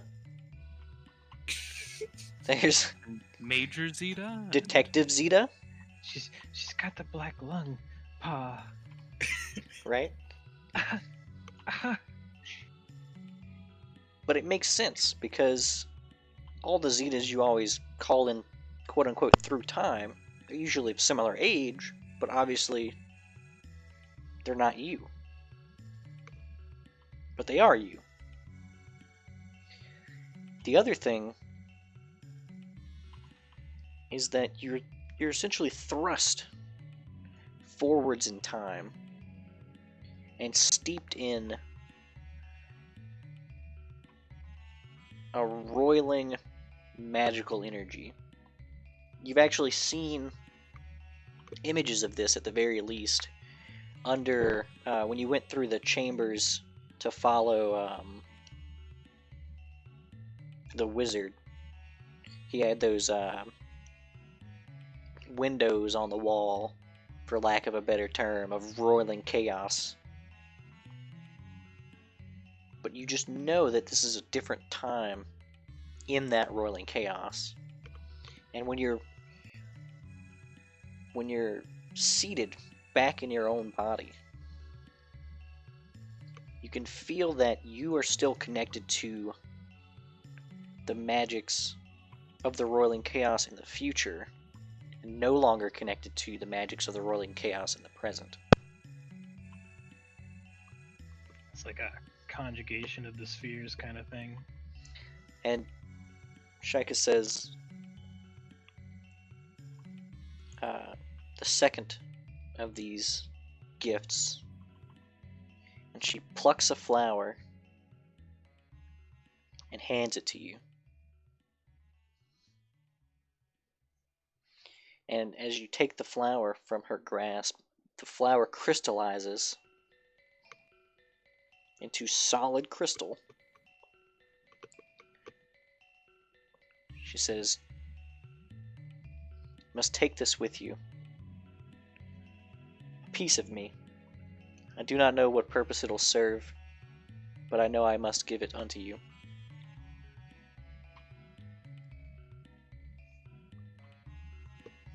Gladly. I'll take it and carefully place it in a. I've got a spare scroll tube here. I'm gonna place it inside of a scroll tube for safekeeping. She puts her hands together, closes her eyes, and nods to you, and you can feel the darkness take you. But just before the darkness completely closes upon you, of the many versions of Shaika that you can see, you see one that looks very familiar. And then you're back in the woods.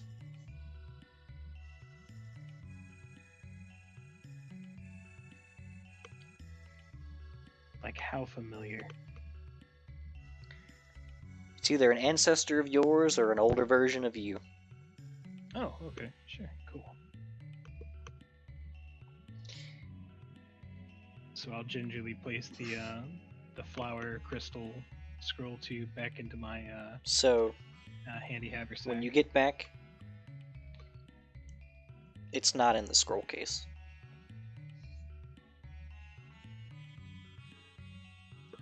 Oh, I've already lost it. I'm gonna look around, like, where have I dropped it? Where have I dropped it? At least give it 5 minutes. And Zeta, the way your spells work has changed fundamentally. Now they're charisma based. Now they're all constitution based. I'll take it. No. So when you prepare spells, there's not a need for you to prepare a spell more than once. So how many? Let me do it this way. How many 6th level spells can you cast in a day? 3, and then 1 specifically divination. Okay. So of the 3,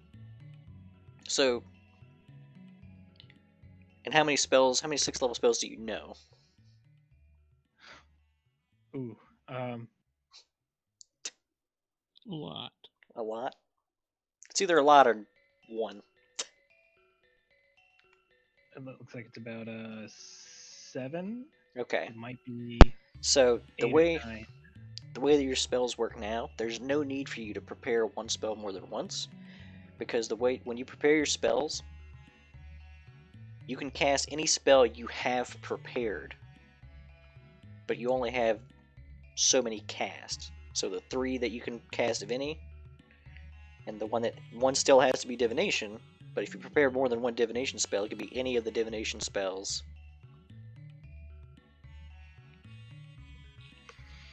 So, like, if I were to prepare...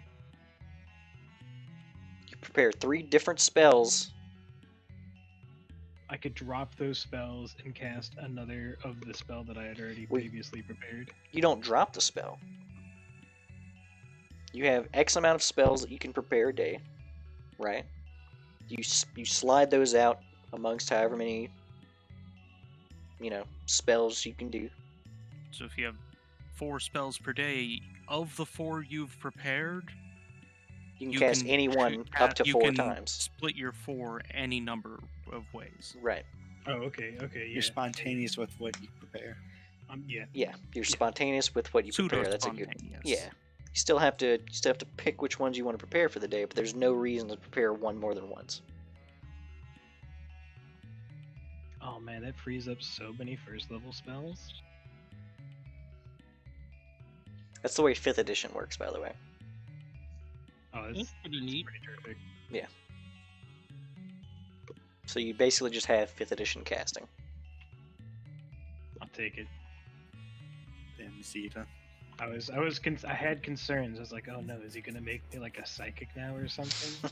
One of your alternates is a 5e character. Yo, now a future psychic. Your magic's different. So who gets the power up next?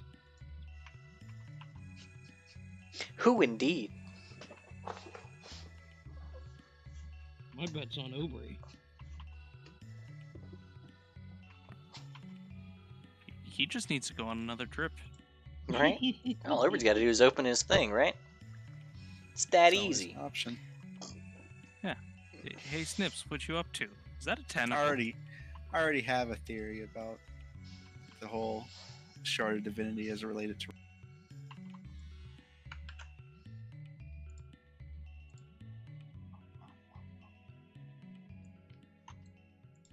Now we just need Leland to trip. Yeah, get Leland to power up. Suddenly, half his damage is magical. Back to the tapestry with you. Or Back to space. Leland is no Yeah, longer move undead? back to space. That would be a pretty good one. Actually, remind me how we're doing that, because How you doing? What? I know mindless undead can't get morale bonuses. You got a mind. I don't know if Yeah, it, you can. I don't think do- it says anything about mindless undead. It just says Right. So undead. can vampires get I don't think they morale can. bonuses? Definitely. I mean, yeah, it would make sense. It's like the same reason that a mindless undead can't be feared, but a minded undead. What are you talking about? Mindful. No, all they're undead all- are immune to mind effects, They're all yeah. Which means they're You sure? also immune to Yeah. emotional effects, and if thought it they're was immune just- to emotional effects, they're immune to. Well, turn undead specifically says it goes around it, but yeah, in general, you can't fear a undead. I thought it was just mindless. Now, mindless That things doesn't- also can't be. So, mindless undead are doubly protected. You'd have to undead them and then give them a mind, and then you could fear them. Too much work, just kill it. Yeah, right? Sounds way easier to just kill it. Yeah, I mean, morale bonuses would be effectively adrenaline or hype, and you can't do that without a heartbeat. Right. You need adrenal gland. You need bodily functions for these things to work. Okay. Just wanted to check.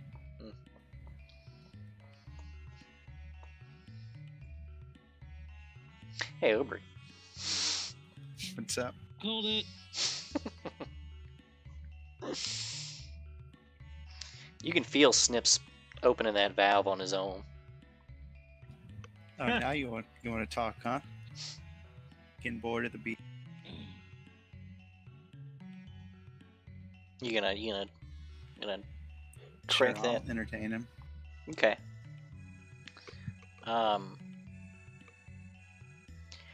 It seems that with a concerted effort, the risks to your mental state have been mitigated as you're thrust into the comfortable bar you're very familiar with your good friend Randall sitting at the bar.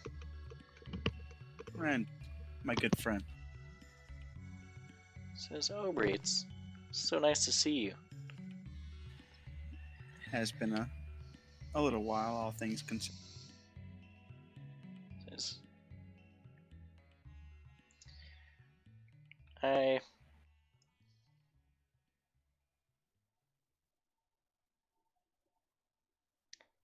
know we don't talk much because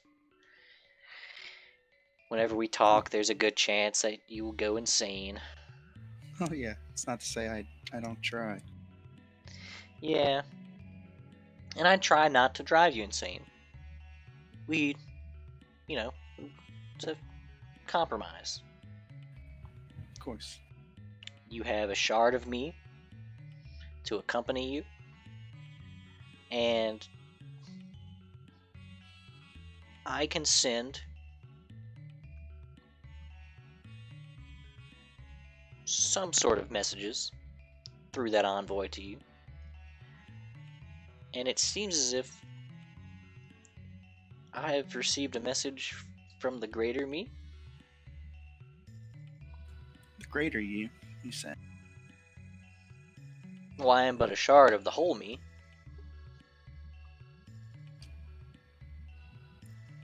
I suppose I always imagine this as more of an avatar of the greater you rather than a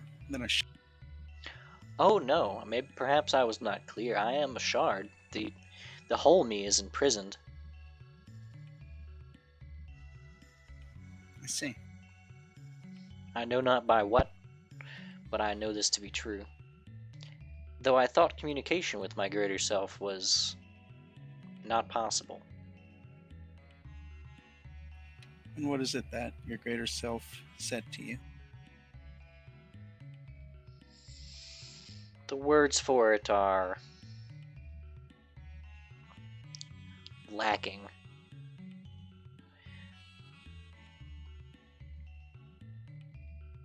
Well, But it how can I revealed be of help? the meaning behind it pertained to you. There was a great deal of mystery that was revealed to me, and I will in turn reveal to you. Okay, I'm curious.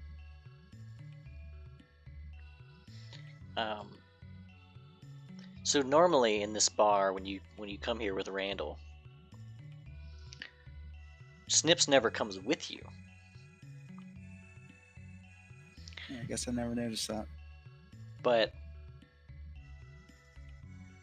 Randall reaches within his cloak and produces Snips and hands him to you. Hello, my friend. He says, "You will need this, and when you take hold of Snips, you are almost like a I don't have a better analogy for this. So it's sort of like a Vietnam flashback. You are ripped back through the memories of plummeting through, the nightmare bubbles, and you fall for a long time. Is it all nightmares all the time? It is mostly nightmares, but in the 3 more years that you spend falling, Oh, you do learn some control over it. To the point where you think you could actually glean something from it. And then when you're finally brought back, instead of landing in the bar, you're back to yourself in the library. So mentally you age 3 more years. All right. I'll definitely take a knee. As I come to grasp with all that. shit, I'm old. Mortality. So, every night when you sleep, you can choose one of your allies and grab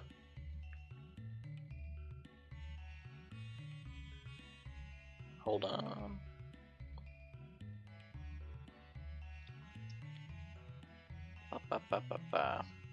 You can grab 2 spells. They can't be the highest level of one of your allies, so it has to be 1 level lower than whatever spell they can cast. But the following day, when you grab those 2 spells, you can do a DC 20 will save to cast that spell. Hey, that's pretty cool.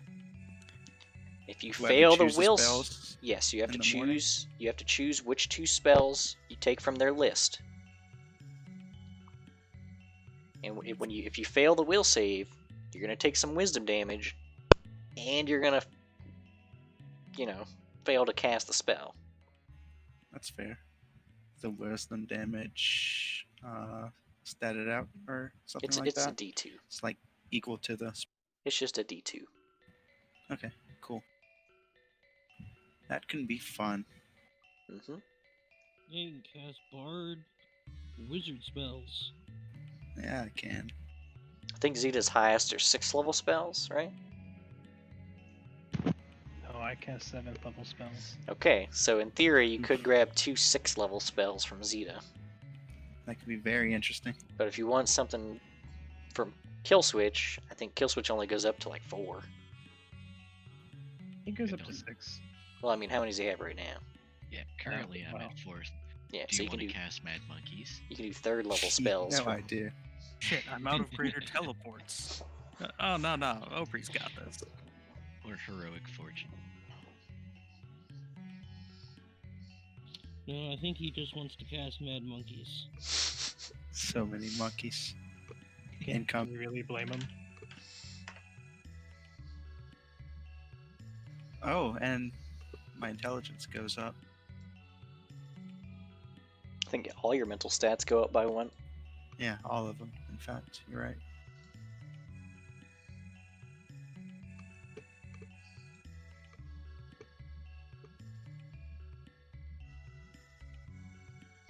Sable, what are you doing right now? I am looking for books about magic guns.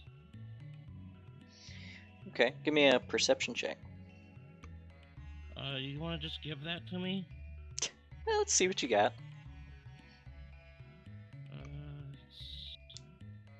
That's my sleight of hand. It's 27.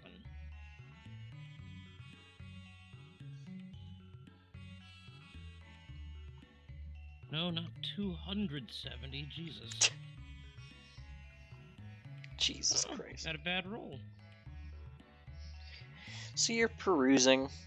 You're looking for a while, and you don't seem to see anything about magic guns.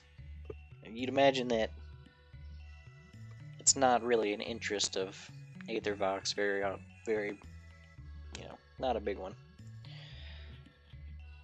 But perhaps out of self-interest or morbid curiosity, you see a book about, well, dragon slaying.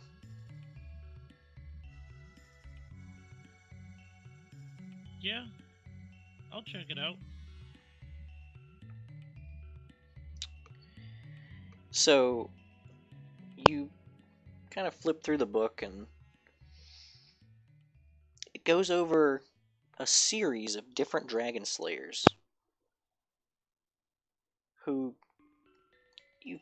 you know, you're not ringing any bells, but the way the book talks about them sounds like all these dragon slayers were, heroes of their time, to say the least. But one thing they all share in common is that they were all fervent to Smead.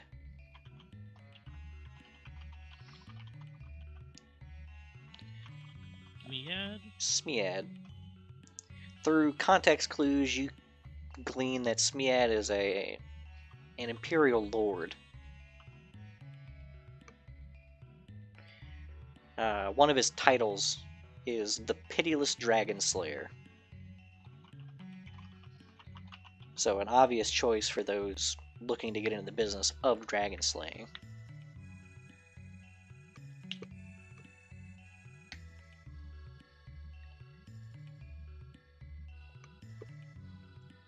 And when you look up from the book, you're on a target range.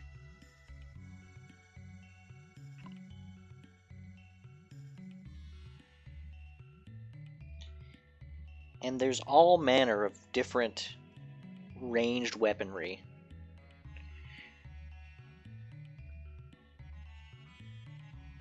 It seems like it's just you, the range, and the weaponry. What weaponry is there? It's...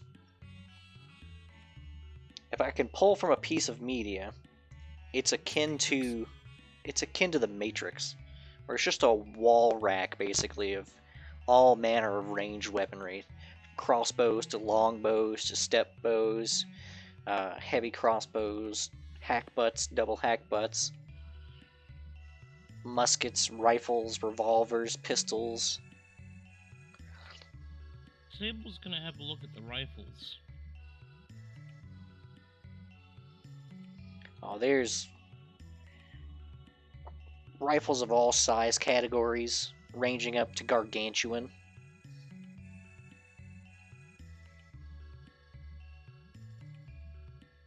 See, are there any specifically that are better than mine? I have a +1 rifle. You're looking through them. These rifles don't even appear to be masterworked.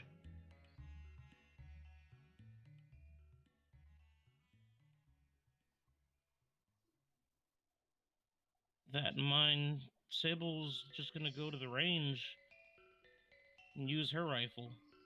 When you step up to the range, the hay targets that are off in the distance with large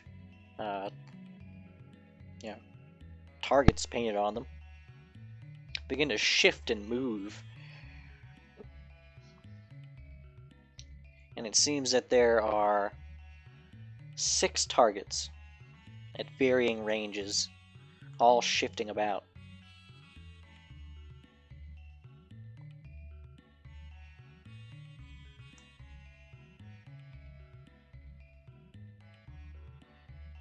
Okay, I'm gonna try and hit them. Okay. Give me an attack roll there. What's the closest one? Is that like 30 feet away? Yeah, the closest one's about 30 feet or so. Alright. Yeah. 27. Certainly hits. The round, basically, you expect the round to just sink into the hay, but instead, whenever it hits, it almost pops like a balloon and the hay sprinkles about. The moment that one pops, a torrential downpour begins, and the targets begin to move more sporadically. Alright. Next shot. 27 again. It still managed to sink into the. It's not the centerpiece of this target, but it's the next ring out. It, like its predecessor, pops, and the torrential downpour becomes a blizzard, and the targets begin moving not only faster but more erratically in zigzags and sudden stops. Take the next shot.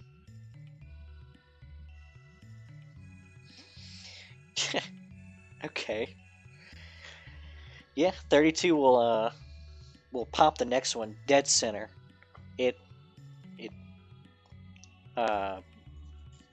This one, instead of popping simply of its own accord, pops as almost a gout of flame that comes out of it. The blizzard stops, but it becomes incredibly hot. The ground itself releases heat waves, distorting vision, and the targets actually slow down to the point where you're not sure if they're moving or if the heat waves are making them look like they're moving.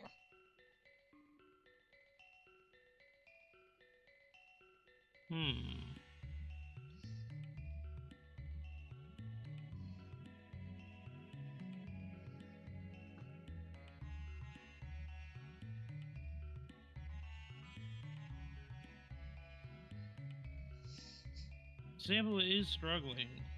Like, it's not easy shooting these things, but she's doing the best she can. Take the next shot. Now, before you take the shot, are you shooting as if they're moving, or are you shooting as if they're not moving? Shooting as if they're moving. Okay. Is that another 17, really? Yeah. Yeah, fucking. Even though they weren't moving, you still managed to hit just by aiming center mass and your shot being true. It pops and releases what looks to be a noxious cloud of some sort. The battlefield changes a bit more drastically as more targets appear in such a way that you know they are illusions. And then all of them start to converge in a shifting pattern betwixt themselves. So there are now 6 again, but you know that only 2 of them are real.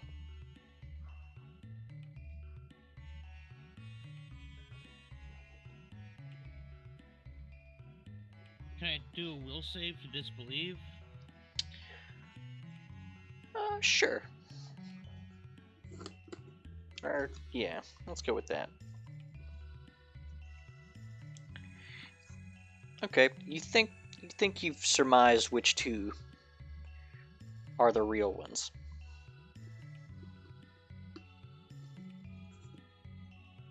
Alright, we'll take the shot. Ooh. Ooh. So the shot misses, and you know it missed. But still, 5 of the targets pop, but very unceremoniously. And the last target just shifts into that of a deer.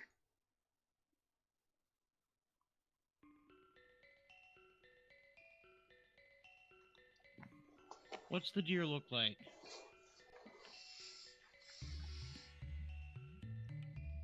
It looks like a wood stag, like a stag you would see in the woods. Is it white, though?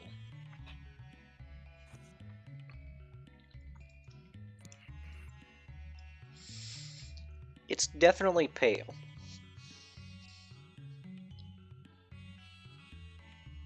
Sable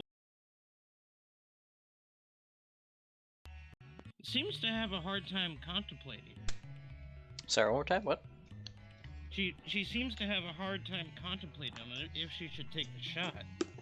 Familiar with Aristotle's legends, she believes this to be the white stag. Well, what do you do?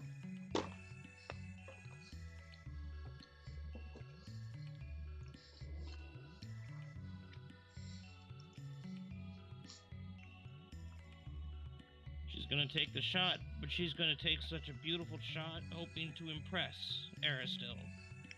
Okay. She activates her Cyclops helm and gets a natural 20. Oh my god. Incredible. So that would be a 35. Well, I guess confirm it. Because you're not missing. It's not happening. 24. It's still confirmed. It's touch. The stag drops. But it's not a... It's the cleanest shot you could have made on it. Its death is swift, painless, and almost beautiful.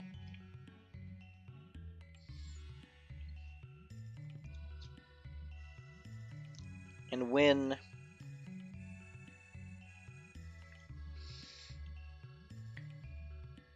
the stag falls to the ground, on the surface of the shooting range, there's a small gold and red marble. Sable hops over the shooting range and goes to inspect the marble.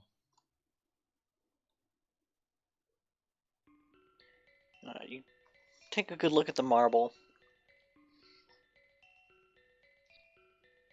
and it's almost reflective. Like you can see like an inverted version of yourself within it. And when you look up at the area, you're back in the library. But the marble is gone.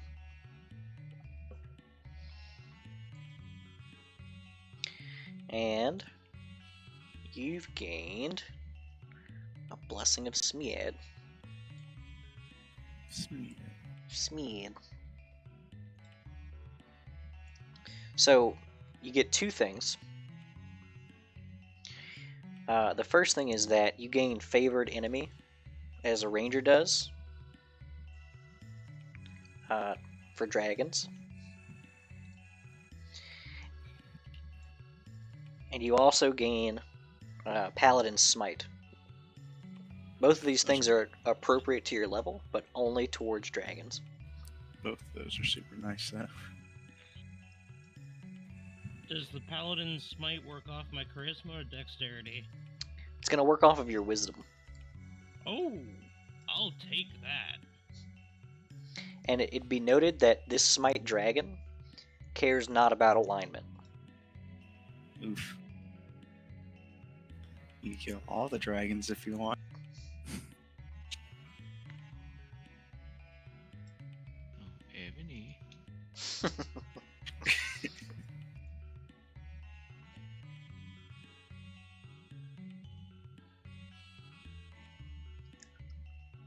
Noted, and thank you. That is useful. Because if it was charisma, I would only get a +1. Leland, Yee.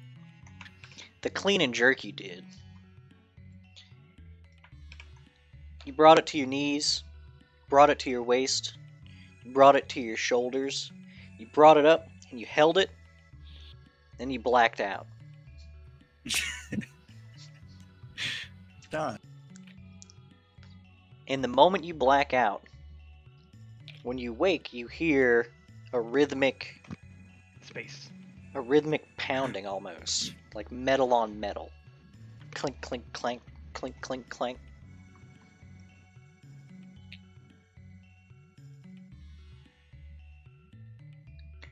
And when you finally come to your senses, you're in a forge.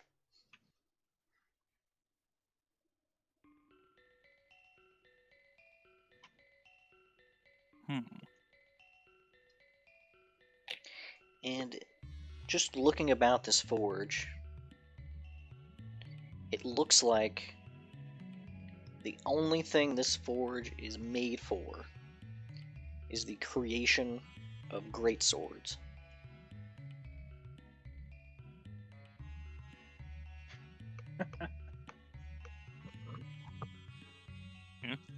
I'll look around. Do I see anyone, or?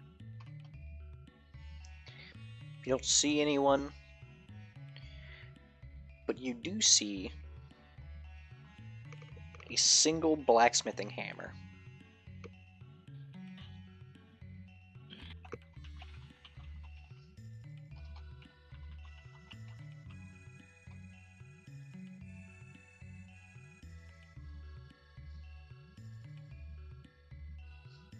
Well, I'll go pick it up. When you go to pick it up, across the handle seems to be a mark of a maker, and the mark reads Trud. And when you try to lift it, this hammer is by far the heaviest weapon you've ever attempted to pick up.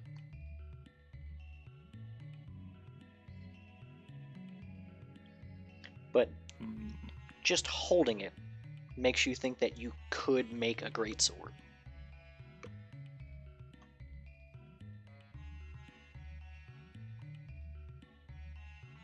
Yeah, sure, I'll give it a shot.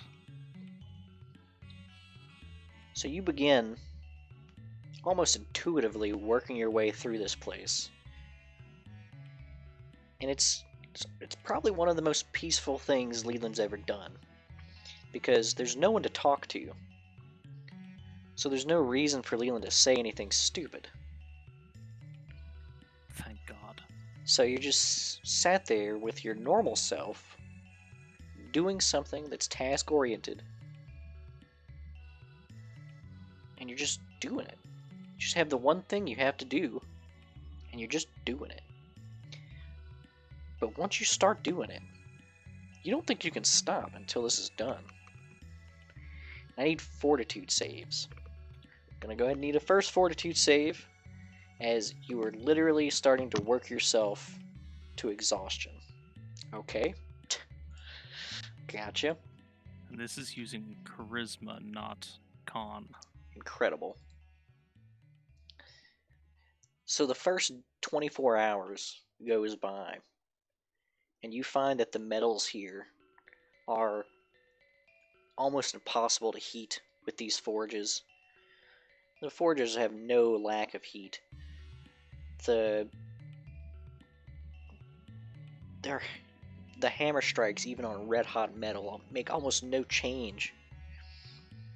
So day in, day out, it's nothing but heating the metal and striking the metal, and heating the metal and striking the metal. The only bit of water you can find to drink is the water that you quench the blade in. It's probably not a good idea to drink. You don't quench in water, you quench in oil. If you use water, the blade can crack. That Don't was you the tell me. test. You passed. Don't drink the oil, Leland. That's not a puddle. Just thick water. Thick water. But I do need another fortitude save. Oof. Okay. So now you're fatigued. The work is hard, and it's extremely taxing, but it has to be done. You're starting to make some headway on the blade. It actually starts looking like a blade. You haven't even started working on the handle yet.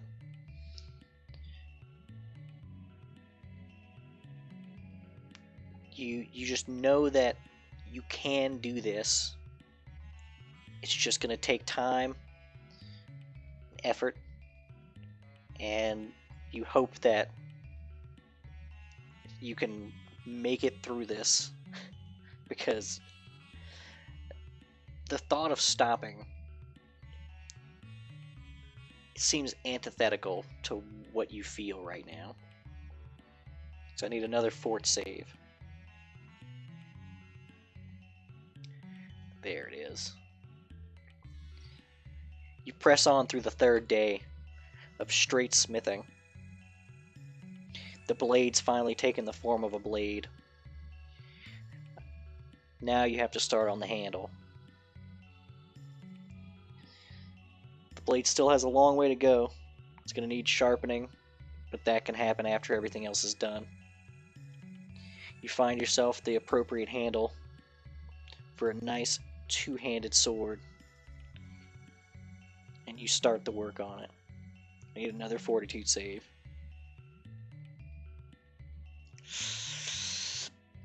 Your fatigue goes up to exhaustion.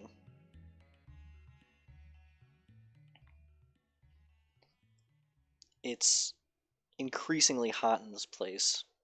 The pommel is, or the handle is starting to come together, but the pommel still needs to be created in order to actually hold everything in place.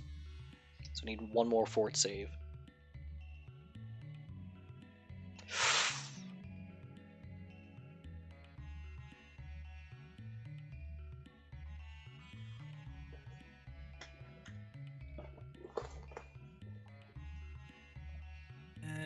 Wait, do I have anything for that? Hero points. That's skill check or ability check.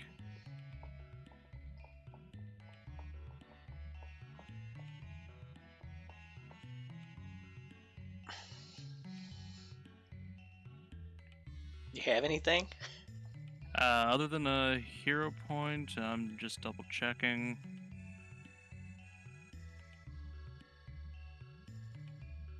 Yeah, I'll burn the hero point. Okay.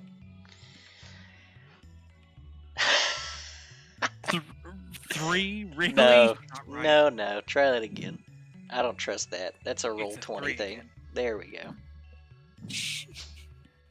The pommel is much lighter work. It's a roll 20 thing.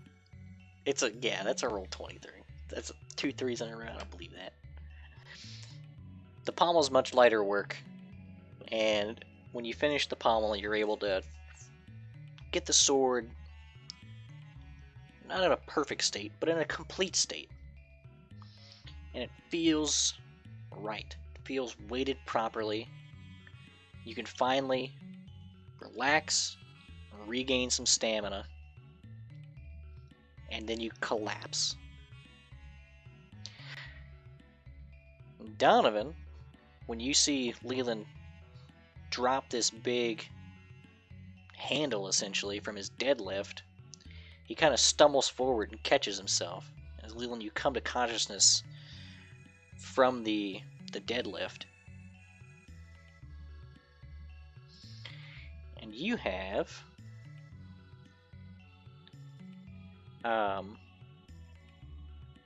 for a moment, when you come out of it, you feel like you have the pommel of that blade in your hand. But when you look, it's gone. And you All of my have hard work for nothing. you have the blessing of Trud, which is once per day you can take an additional standard action.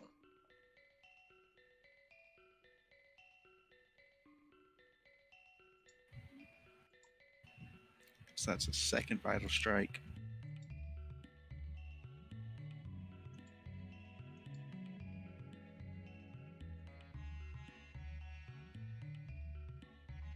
Leslie? Yep. Okay, I was just wondering if there was more to it. Nope, that's it. He said That's it. Yep. additional standard action. Mm-hmm.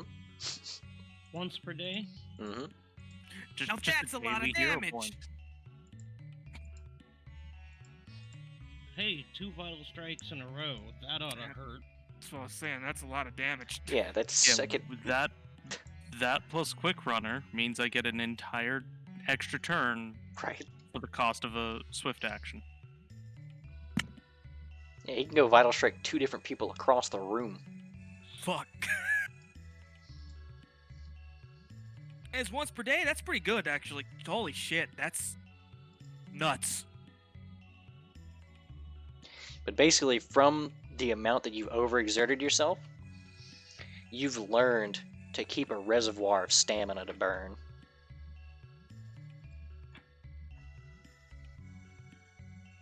And you can tap into it. Donovan, how you feeling right now? Bad? Oh, yeah, always. Don's life is a life of failure. What does the tapping in of the reservoir of stamina mean? That's his the extra standard extra action. Yeah, it's just That's Oh, why. Okay. Yeah, that's why he can do it. It's because he forged for fucking 6 days or something. Okay. Yeah, I thought it was like an extra ability or Yeah. something. Like Also, really glad you decided to take that extra. Glad you burned the hero point. Because yours actually had pretty high stakes for failure. No. Yeah, but anyway, Donovan, I'm not feeling good. feeling real bad. Ashamed, inadequate. It's like the cuckoo all over again. It's like the Kutku all over again.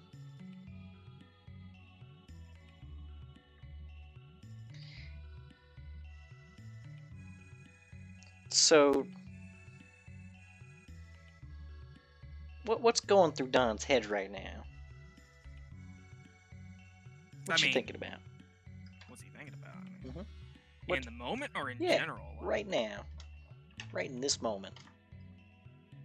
I want to be strong. You're in the gym. Everybody's lifting more than you. Where's my protein powder?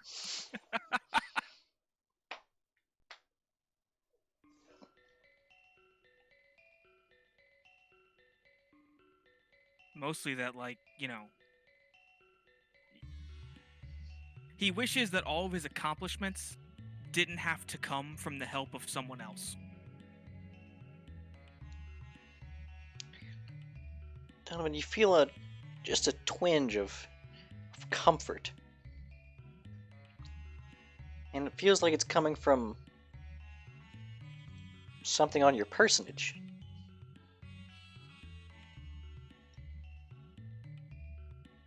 The hellfire was in me the whole time. You rummage through your things and try to find the source of this small twinge of comfort, as if finding it will bring you full comfort. And the thing you retrieve that seems to be the source of this comfort is a javelin.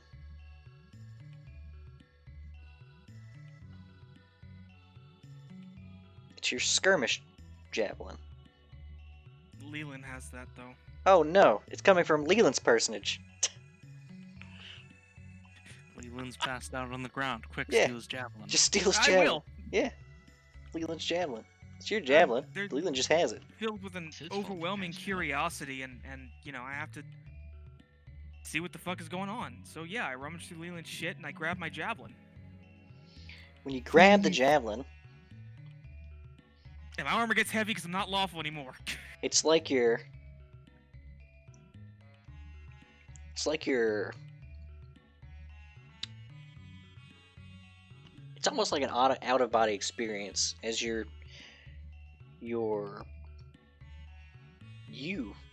sense of self is ripped out. And where you find yourself is in a big field. Question. Yeah. Am I human? Yeah. So I'm not in my horrible, horrific form that was made unto me by Zeta and Francis? Mm-hmm. You look like you. And as you look around this field, there's people running sprints, and there's people in what look to be strongman competitions.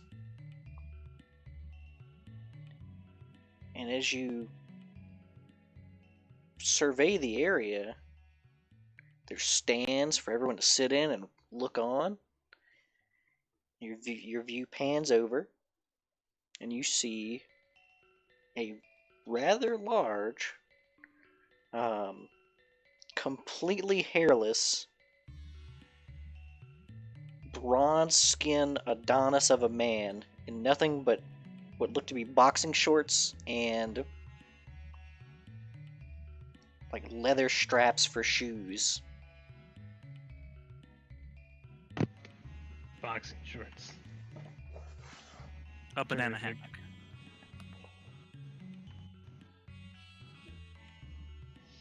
And it looks down to you and says,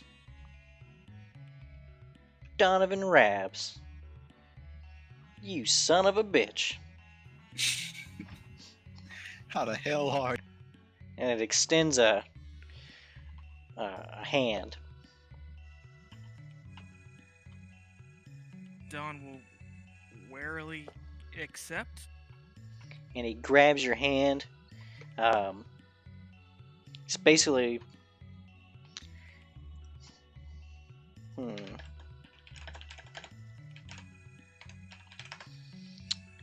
see if I can find...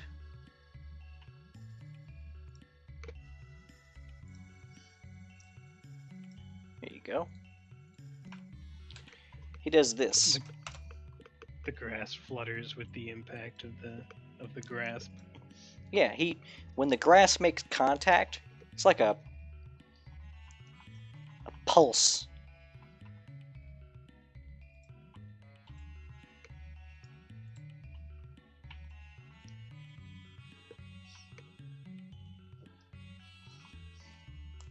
He says, heard you guys are having a bad time. Same shit, different day. Usually, every day's a bad time down there. Out there. Wherever the hell it is.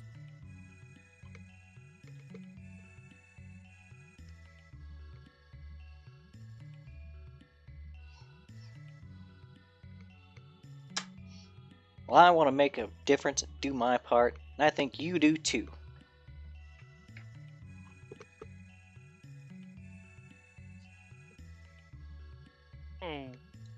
Okay. I'm gonna help Where you am I? out. Okay. But How? first, you have to prove yourself. In a test of strength. Oh, I apparently haven't done very well at those recently. I'm a fair person. So I'll let you pick your opponent. And he kind of beckons, and two people approach. And the person standing on what you would see as your left is someone of slightly smaller stature than the Adonis person here, but still real big. He's somewhere between you and the giant bronze figure. And then when you look to the right, you're fairly certain Zeta could beat this person up physically. It's like a jacked version of Francis. No, it's Francis would More be a HD jacked. version of Fran- It's Yeah, that was like an insult on multiple layers. it's this guy seems completely out of place. Most of his body mass must be bone.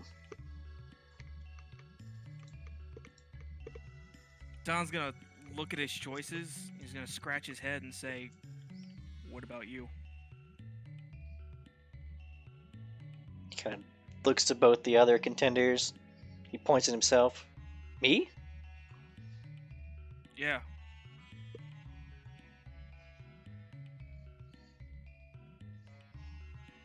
You would test your strength against me. He shrugs and he says, "What's the problem with that? He kind of You're the one that wants to test my strength."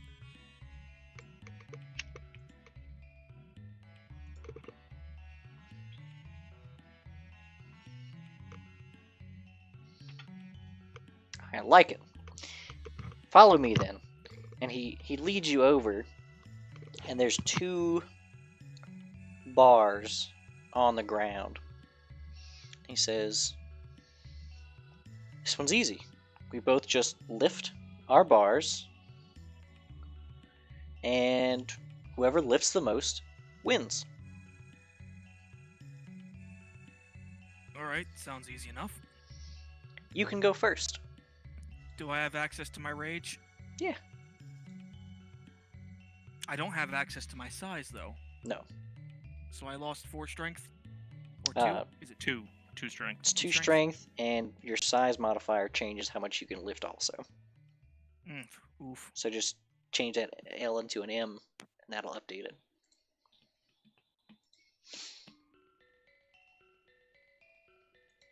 Oh, that's 23 and 27. Oof. Oof, my max load is now... My overhead's now 1,040. That hurt. Oh no, I can only lift a ton. So what, strength check? Mm-hmm. Alright, first, One. probably. One. My luck. So you reach down and you grab the bar, and as you begin to lift, it gets to about your knees before, because it's just a bar. Like, why? You're just gonna lift the bar. It's just a bar. You lift it. It gets up to about your knees, and then weights materialize on the bar. And every moment, if the bar has any give in the upward direction, more weights spawn.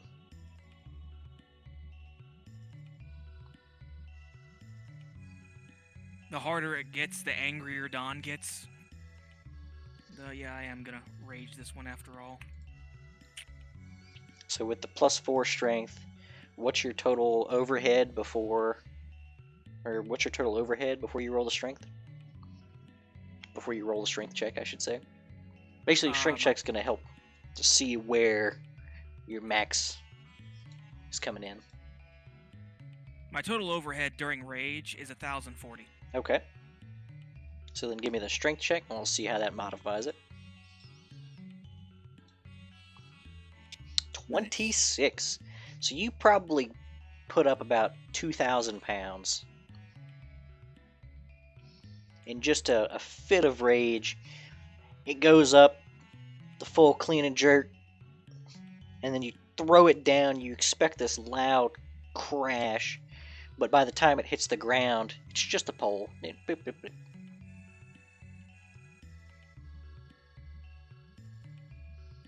And this bronzed mountain of a man says, that's pretty good.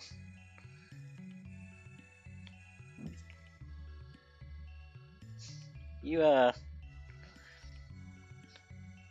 really making your way, aren't you? He's panting and breathing heavily, and he says, "I train every day." Well, let's see what I can do. And he reaches down and he grabs it, and it gets up to his knees, and the weights start spawning on it. Weights, all the way to the end of the bars. And then he continues to go up, and the bar starts extending outwards so that more weights can be added. And then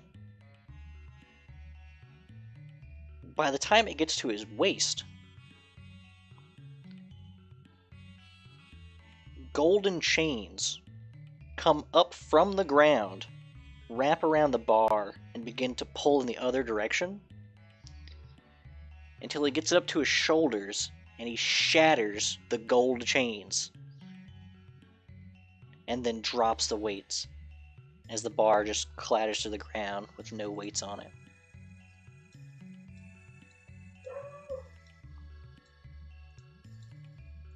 I think you won.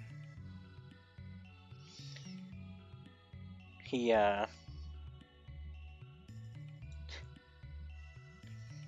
kind of gives a shrug, and he flexes with one of the broken golden chains. Says, "I think I did."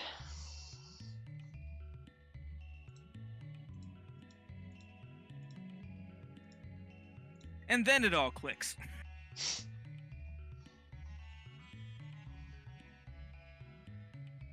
Oh!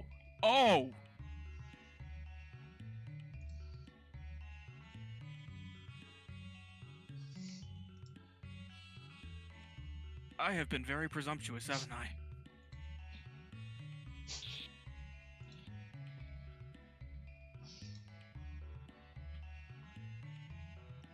He says,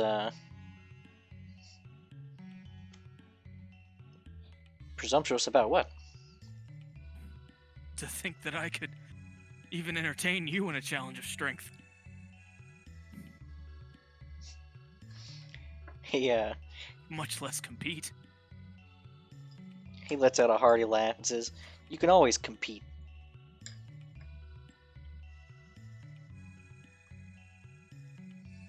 That's the point. Competition is not about winning. It's about competing. Yeah, well, What happens when it is about winning? When if you lose, there's a lot more at stake than just your ego. Well, the most important part is that you did your best. I want to argue, but I know you're right. And he kind of points. When you follow, you see the two competitors from earlier, and the small person, basically made of twigs. He tries to lift the bar, and he can't. And then the bar shrinks, and then he picks it up and does his clean jerk.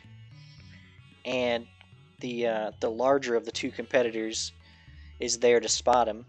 And when the bar clatters back to the ground, seems genuinely excited at the progress.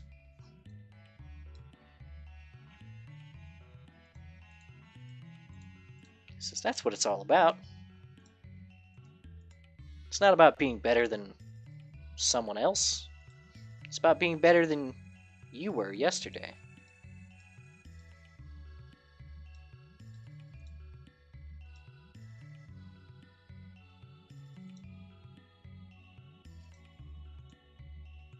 Huh. Yeah, I guess that makes sense. Kind of I cheated now.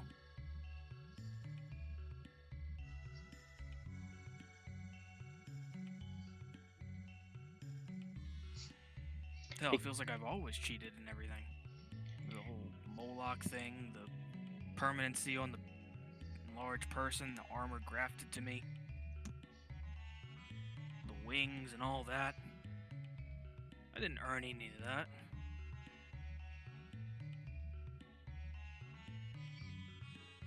By way of your actions, one of the strongest things I ever did was save my competitors in the Raptor run. Sure, I died as a result, but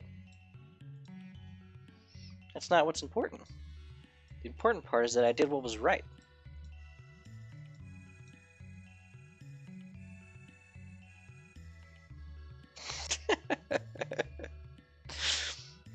Got him.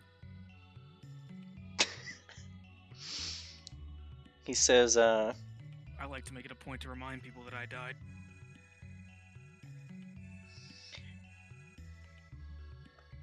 Not to brag, just to, see the look on their faces. he takes the final link off the golden chain that's been shattered, and he tosses it to you. I will catch it. How heavy is this thing? Oh, it's not heavy at all. Okay, it's a chain. And then he extends his hand and says, "Good game." He shakes his hand, says, it was a good game. When Maybe you one day I'll put up a better fight. He says, "It's a dare."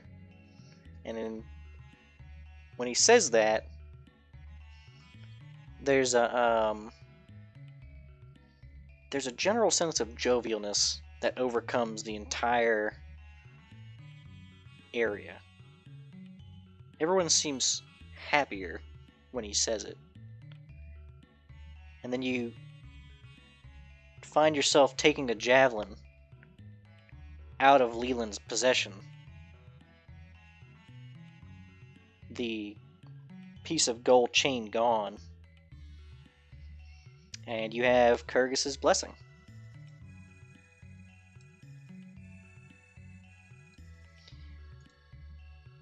So you gain adrenaline rush and dare.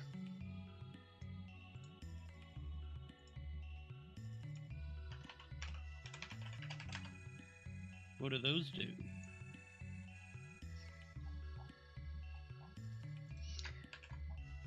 Like the Dare Chaser dare? Yeah, you gain adrenaline rush and dare from Dare Chaser.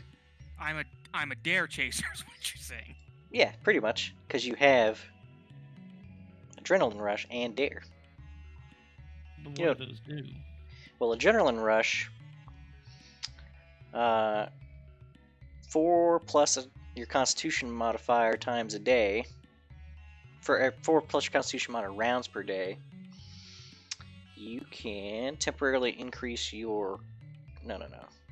Blah, blah, blah, blah, blah. You gain a +1 in a bunch of stuff. But more importantly, the dares allow you to do a bunch of crazy stuff. It's a little wacky. I'll post it real fast. You can go look at it. It's a lot. Okay. It's the first 2 features of the Adrenaline, or the Dare Chaser class. Mm-hmm.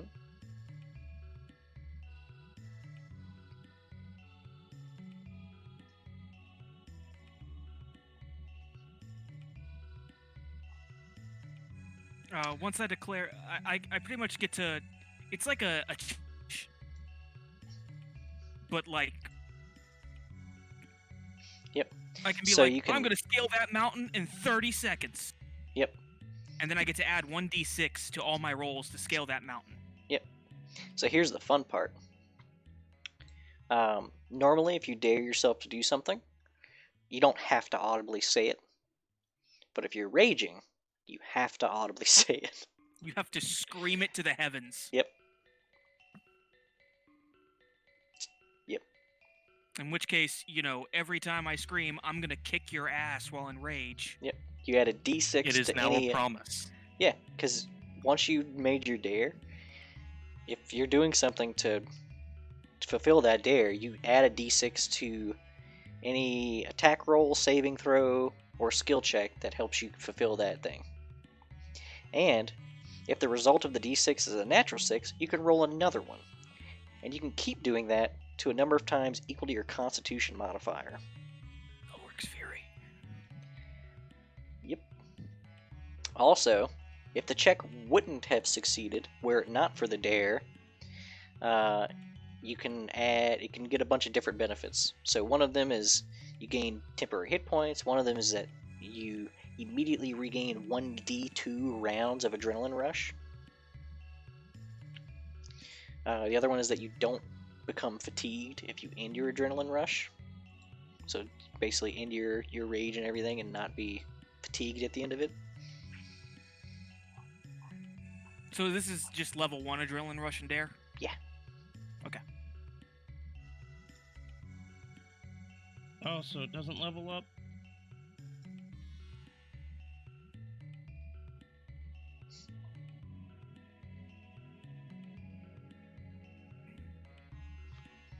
Mm. And So I assume I am still big boy. He did not yeah, he's still a big boy. change. One day I will be free from this curse. I mean, Zeta could just she can unbigify No. you. Yeah, can't undo the monstrosity that I've become, though. I am my own monster! You've You still could got always a just soul. jump into a blender and then wait for us to revive you. We could reincarnate you, and you could come back as a female gnome. Pretty sure I'm basically like a template without a template now. It's true. We can just kill you, Don, and bring you back. Then I can Got say it I done. died twice. Really dying something to isn't be what's proud important. of? I did the right thing. Except this Just time gotta you were ask the killed by your Dark friend. We can bring you back. So Aethervox finishes her reps and heads back into the main area. And as you all congregate, having gone on your own personal findings, you can sense, you all have an innate sense of something within the others.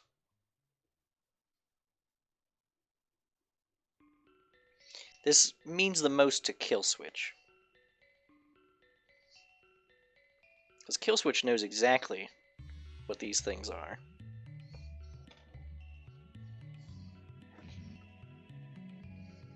There are 6 of us.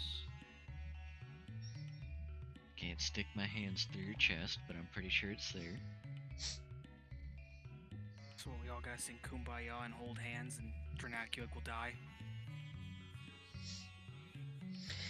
Everyone else have a weird trippy thing? Did the dragon put something in the tea?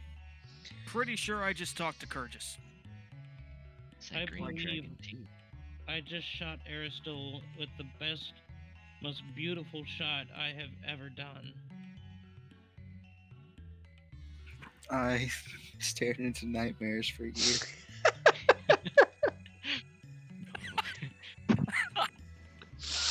Aubrey, are you okay? Aubrey, Aubrey, are you okay? Aubrey, I would need you a nap. be willing to share those nightmares? I don't think Aubrey wants to read. Aubrey, buddy, do you need a drink? More about Aubrey. you guys. See, that sounds much more pleasant. I had I a saw deadlift Aubrey competition dazed. against Kurgis. Yes. I stared at a fire. I lost. Par for the course, really. Fuck. Leland's back to saying stupid stuff. I stared at the fire. Not to circle back, but like also to circle back. Aubrey, how would you feel about reliving that? Like, could you show me your? Because like it sounds fascinating. Aubrey, do not torture yourself for her curiosity. Yeah, I'm sure I can show you bits. It's not like we'd be reliving the whole amount. It's true. It's just like it's just 10 minutes. It's just 10 minutes. It's not a, What's it's not a what's 10 lifetime. minutes of Hellraiser? But at the end, Zeta, you could almost control.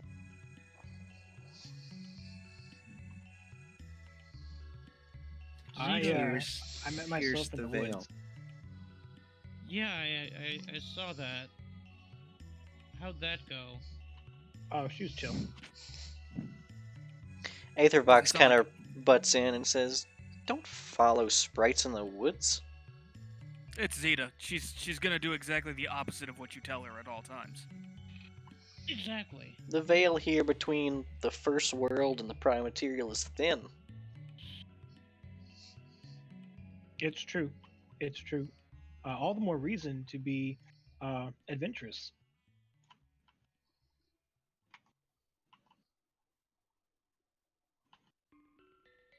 So, did the rest of you find like an object that disappeared? I made an object that disappeared. Wait. No, I made an object disappear. Kurgis gave me a golden chain. And did it disappear? I don't have it on me. I just have the javelin I swiped from Leland. Francis looks at his hands. There's Snips. Yeah, All that Snips is with Francis you. got and then lost is a sense of sanity. Yeah, I'll pull Snips out and I'll say, I think this is the shard of. I got more than that, Don. I got inspiration. Oh, so we should all be terrified and worried. Chernakuik should be terrified and worried. Why? Asmodeus mentioned something that. Wait. Hold up, dial it back a bit. Oh, did I? Oh, I'm sorry, Don. I didn't think it was something that needed to be mentioned. It's not like I died or anything. Yeah, well, you know what? Kurgis died too, and he doesn't like to talk about it because it's not important. You know what was important to him? That he did the right thing. So, Well, the. my Yeah, God's that's- better than yours. Hmm. My God didn't die. Hmm. Well, all right. More- Either way, Started Don, out mortal, you said. we'll get into that later. No, he mentioned something, and I've been trying out a few things, kind of working with what Aubrey's given me. You know, talking about some of these planets and this dark tapestry and all this. I think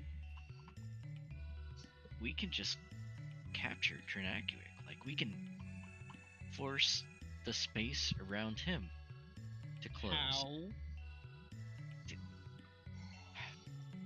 I swear to gods, Francis, if you say through the power of song, I'm gonna slap you. You go stand behind Leland and say, "Through the power of song." Leland, I need you to hold him still for me. Why me? I'm tired. You're the only one that can do it twice in a single round. Well, hang on.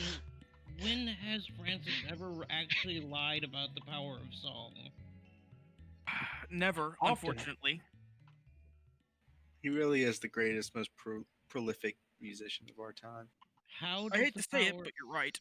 How does the power of song pertain to Drenacuic? Francis Yes. always lies about the power of song. Don't you guys Whoa. understand? Whoa, you think Asmodeus would just lie to me about this?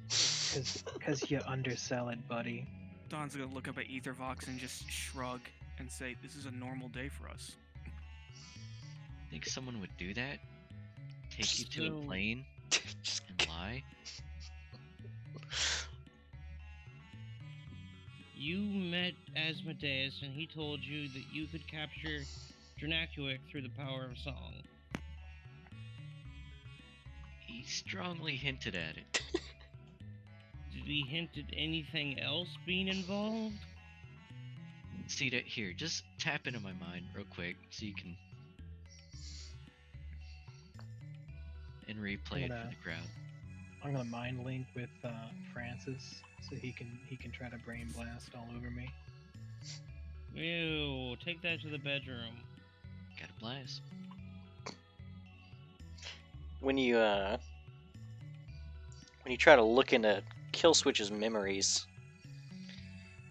Killswitch relives the memories, but you see the moment before and after those memories. It's like there's a fold in the memories. All right. Well, getting bored with the fold, I'm gonna go and kind of rummage through some of other Francis's memories. Like Wait, what? say to stop. I might as well get something out of this, Yeah. otherwise it's a waste of a spell cast. Yeah, exactly.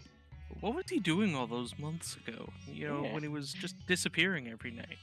Yeah. Oh, Don. Oh no, Oh, how the turns have tabled. it's a lot of child support. I'm rummaging through Francis's memories of Donovan. Oh no.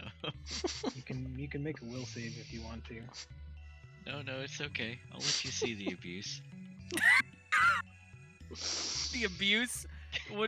Which side? I know, right? Which way? We're like Just the most the toxic abuse. friends ever. we just hurt each other all the time. The whole time this is happening, it's the one fucking song in the background. It's always me and you.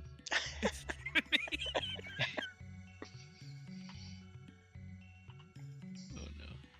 It's Never forget, you have me to thank for your connection to Asmodeus. Now he wants to claim it. Okay. it's like that the original Smash Brothers. Smash commercial. Brothers commercial. Oh no. Well, I tried doing a wisdom check to see if I could figure out what if I could deduce what Francis was not telling us, but nope, I got a 9. Hey, Leland, Hmm? let's arm wrestle.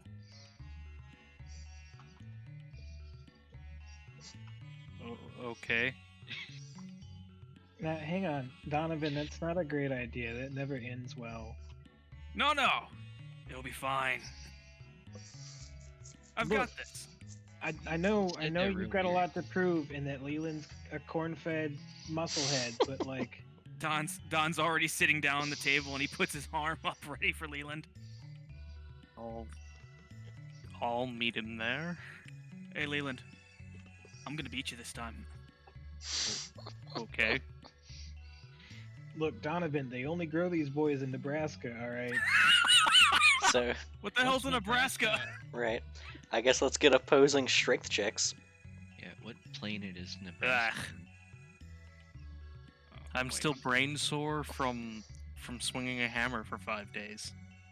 Brain sore? Are you talking about your exhaustion? No. Oh, okay. I was about to say you can't be exhausted in human form or in a not human form. Oh man, that was close. No, it's not. It's not. No, he's not done. Does So Leland get 18. flipped over. It's not that hardy of a defeat. Does the table at least break? Oh no, Nah. not even remotely. No, we're pushing Done. against each other, not against the table.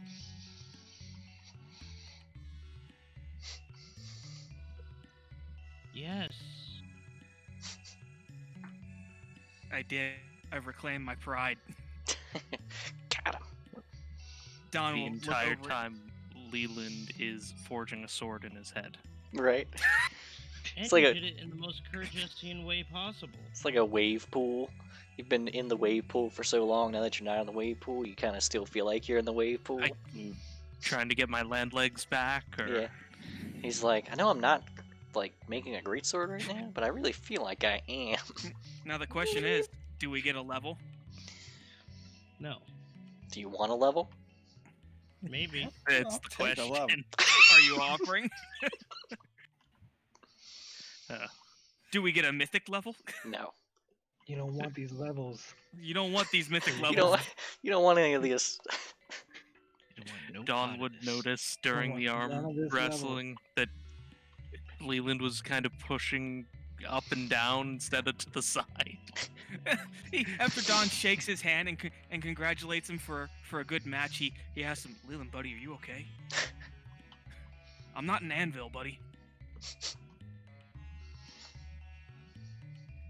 The handshake was much more vertical than normal. Hold up. I'm good.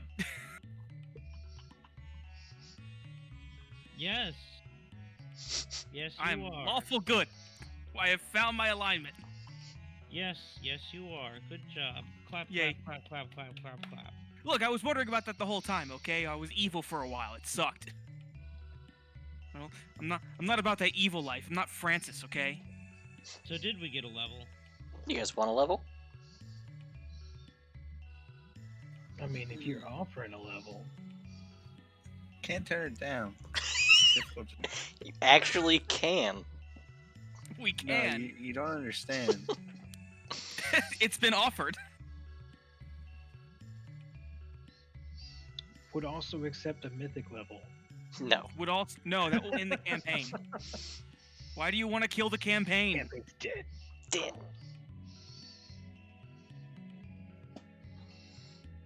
Could get 5th level spells. Let's do it. All in. All right. Have yourselves leveled by next session. I need more spells to choose from. So, question: Mhm. Do I take a level in Hell Knight, or do I take a level in Monk? Or do you take a level in Dare Chaser? Why Shit. don't you take Monk? You have so much. Because if I take a level in Dare Chaser, I'm only gonna get Adrenaline +1, or You already have that. so it would be Adrenaline +2, Dare 1d8. I already closed out of what Dare Chaser does. You just Uh, have the at- second level Dare Chaser abilities. He's wait, I'm a- effectively giving you an extra level of Dare Chaser. Yeah, but minus without stat the- changes. Yeah, without the BAB and the saves. So you I get just your get Adrenaline Deed. yeah, you get your adrenaline deed. As well as, +1 base attack, +1 fort and reflex. But 4 Hell Knight- intelligent. Yeah, I know. I feel you. What would I get at this? I'm level 7 Hell Knight right now. So Dare Chaser, Dare Deeds, you can get Dare Driven, so you add a D8. No, if it's a D8, never mind. What else they got in there? Possible speed, you can get an extra 10 feet less movement speed. Meh. I fly. I mean, I think your fly speed's based on your... Yeah, all your base speeds increase by 10. You have a base fly speed. When a Dare Chaser begins their Adrenaline Rush, they gain temporary hit points equal to 2 times their class level. Oh yeah, that's pretty good. Untouchable, the Dare Chaser gets a +1 dodge bonus to AC. That's pretty good too. Fuck, that is pretty good. At level 8, I get Hell Knight Armor 3. Yeah, that's pretty Armor good. check penalty -3. Isn't that the whole armor check penalty just about? That's the whole armor check penalty. Yeah. And what's the next I thing? never on that adjusted to -2. helmet? Oh, you dummy. What's my AC now? I don't know what your AC is. 29. Keep track of that. Yeah, it's probably a good idea. Because if you ask me when I try to hit you, it's going to be 0. What's my AC? 0. I hit. It's like when Leland was like, I don't know what my HP's at. It's like 0. You're dead. What was my blessing called? Yours is the 0. It's What blessing? Sheikah? Blessing Yeah. of yours is blessing of Zero. right. Yours is the blessing of Sheikah the Mini. How do you spell Sheikah? Is that like a Sheikah? SHYKA. One of the better elders. One of? One of the better. One of? Many of. Many of the better elders. Oh, you know, I think I'm gonna have to take Hell Knight. Do it. Like those stairs. Honestly, I So thought you might have mixed up your notes when doing Sable because you've got Smeod, but then you were also doing target practice and the Aristil stag. Well, Smead and Airsteel are bros. Oh, okay. Yeah. They're both hunters. It's just Smead kind of specializes. There. All of you have lesser deities except for Killswitch. is it an even level or an odd level? What level are you? We are currently 13, going towards 14. Okay, so no feat this level. I also thought with Smeod Greatsword that did he just pick up the wrong page of notes or Whoa. You calling Haster a lesser? Who? See, I got Solar Meteor Blow. High fired shot that when it lands on target, inflicting 66 points of damage and creates a massive gust of wind capable of knocking down surrounding foes. Gust of wind, like the spell Gust of Wind.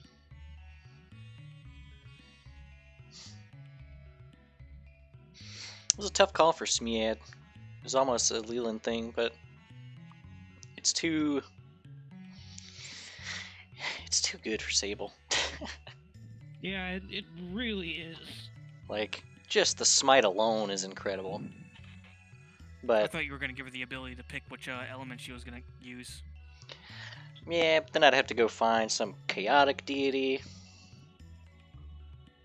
which I guess could have made sense, but Smead This just makes fits more too well. sense.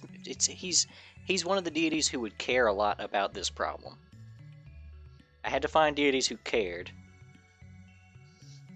And Sable is a follower of Aristil. She Yeah. may be chaotic good, but she still loves nature and loves hunting and And- respects the wild. Yeah. What did Radis get? Fuck all. Nothing. 4 Yeah. p.m. And you know what? Radis is gonna get a message from the god of dick unflattening. the dick Finally. the god of dick inflating? Yeah. Radis just suddenly snaps out of it. He's like, "Oh God, where the fuck have I been? It's like, And oh, why is man. my dick so flat? And why is my dick so flat?" Kills me. So I got a new maneuver, I got a new attack bonus, and a new will save. Of Not all a big level deities. for me. Oh, and more health.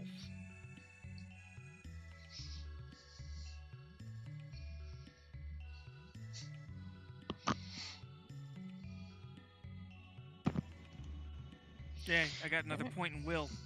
I guess I'll go ahead and kill off old Strema, because I feel like we're probably going to end it there, because you guys got a level. Yeah, and I'm done. division's 11. Alright. Killing it.